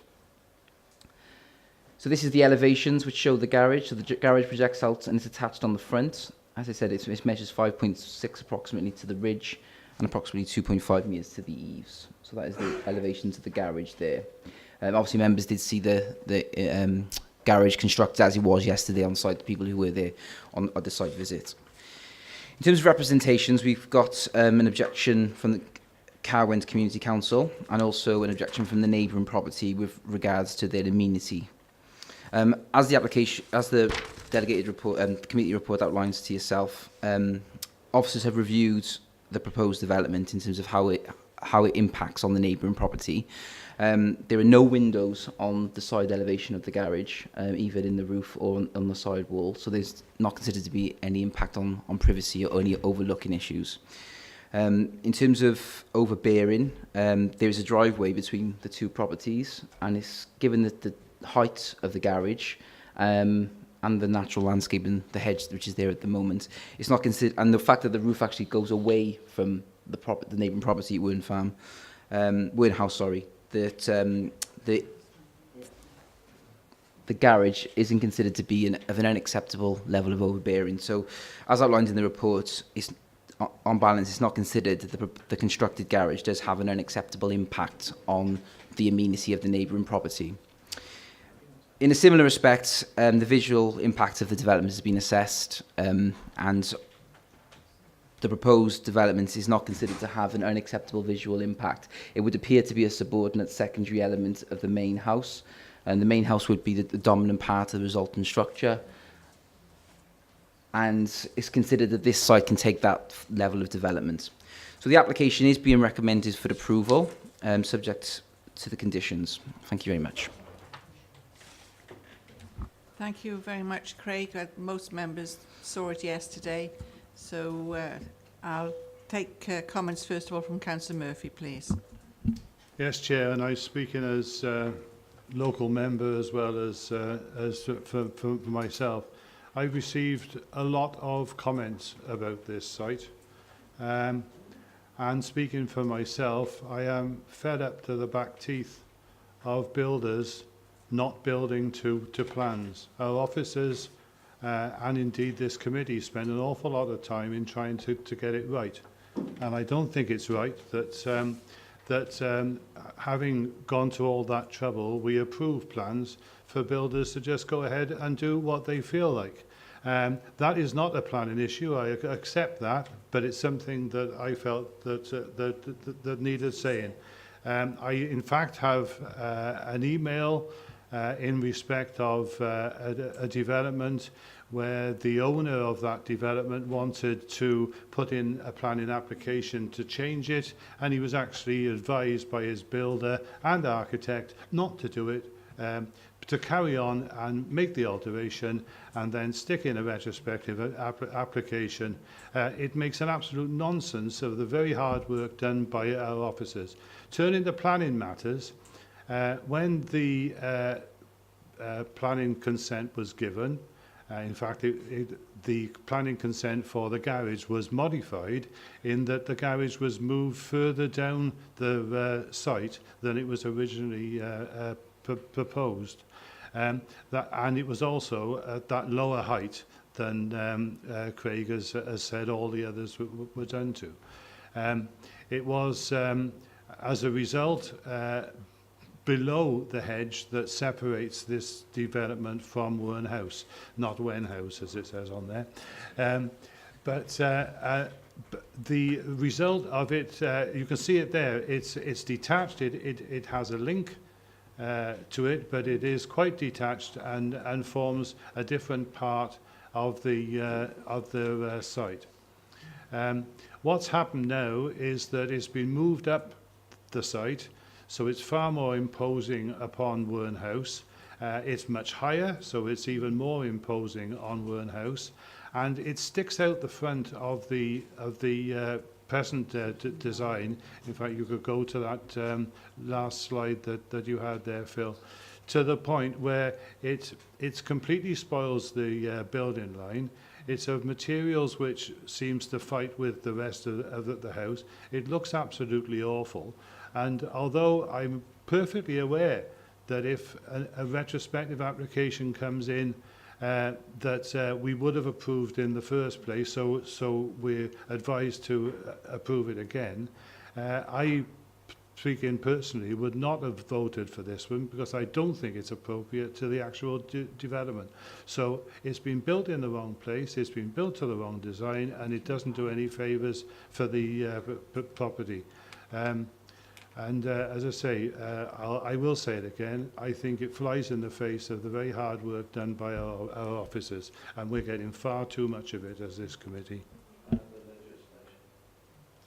Thank you, Councillor Murphy. Councillor Powell? Thank you, Chairman. I'm afraid I'm going to do something we're not supposed to do, and it's a bit of repetition. Before I came today, I'd thought about this a lot, and not particularly just this one, but I agree. Why should they do what the builders do? Or we'll put it up, they'll let us have it now we've got it up. What they should be doing they should be applying for an amendment to their original planning, shouldn't they? And then if we agree with the amendment, they do it. And they're running us quietly. The buildings are running us. We want to clamp down on them. But I think this puts out, the others are it's all in the same line. But I think this is out of line and it looks absurd. So I can't vote for it. Thank you, Councillor Powell. Mark, you wish to comment? Yeah, Chair, just to say I completely sympathise with the points members have made so far. It is incredibly frustrating for us as well, because as you say, we spend months negotiating on a particular scheme. However, what I would stress is, as frustrating as it is, that isn't the basis for us to make a decision. So just because someone's done things in the wrong order, whether deliberately or in innocence, incredibly badly informed by the architect, it sounds like in this particular case, very badly advised. That wasn't the right way to have done it at all. However, the way they've done it isn't our consideration. It's the end result. So Councillor Murphy's alluded to what he considers to be the harm caused by the actual physical building, and I think I'm right in saying he's just said that if it had come to us like this in the first instance, he wouldn't have voted for it. So that latter part, that's the correct way of approaching it. Assume nothing's happened on the ground. If this were being applied for today on a bit of grass, would you say yes or no? Is essentially it. If no, then focus on what those areas of harm are. I think street scene and design's been mentioned already. So I completely understand members' frustration, and I can imagine everyone left in the room will want to share those thoughts. But I thought I'd curtail it slightly and just say we understand, but that isn't a reason for refusal in itself. Thanks, Chair. Thank you, Mark. And I don't know if I dare say good many members of the committee recollect that this was a facility, a pub or something at one time on this site, so it went to appeal. So they were extremely lucky to get so many houses really in open countryside, and really they've abused that really, but it was one on appeal, I believe, wasn't it? Yeah. So Councillor Webb.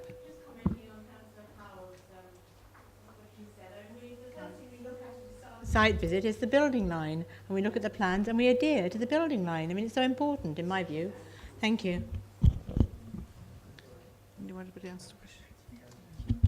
Anybody else wish to comment? Councillor Brown? Yes, thank you. I regularly drive by this en route to the household waste side, and when I looked at it, I thought, I was actually quite shocked when I saw it, because it does, in very simple terms, it dwarfs the house next door, and it's an inappropriate development, and I think it's a DES 1, in terms of its setting, because it's next door to another property, which is, DES 1 looks at things like scale of design and density and overdevelopment and so forth. And I think that's relevant to this particular application, because the height of that garage goes over the top of the hedge, and just looking from the street scene, it just looks like it totally is inappropriate because of the distance, because it's so close to the adjoining smaller property that was there in the first place, and also because the design now, and it has been shifted obviously according to where it was supposed to be, is totally out of keeping with the street scene and the building line and so forth within that area. So I think it should be refused on DES 1 grounds and overdevelopment. Thank you. And residential amenity, of course. Thank you. Thank you, Councillor Brown. Anybody else wish to comment? No, we'll have to take a vote then. I think this is the last one of the day. Councillor Murphy, it's your award. Would you like to move one way or the other? I'll reflect my residents' views and vote for. I'm not voting for approval. I think it should be dismissed. You've voted for a refusal, and you've been seconded for a refusal. Could the rest of the committee please show hands then for refusal, as we're going first on that? All but one. No. 10 for refusal, Chair. Those for approval. And there are a couple of abstentions. Abstention. Can you just clarify what the reasons are? Is it scale over development? Or well, not so much over development, scale, is it? Scale and mass? And out of line. And what about residential amenity? Yes, that's what Councillor Brown said. Overbearing. Overbearing and immunity.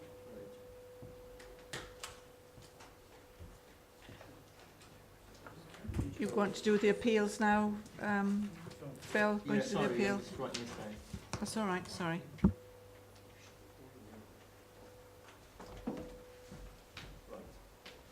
I don't know, we've got pictures.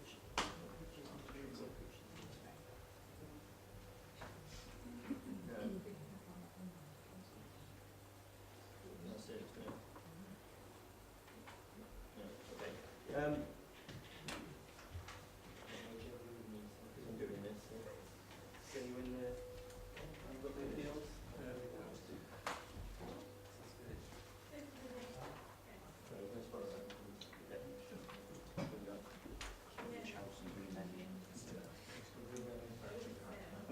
Green Meadow Farm. Yeah, Green Meadow Farm was the it's a proposed creation of a separate dwelling from an existing detached residential annex, and that was dismissed. Yeah,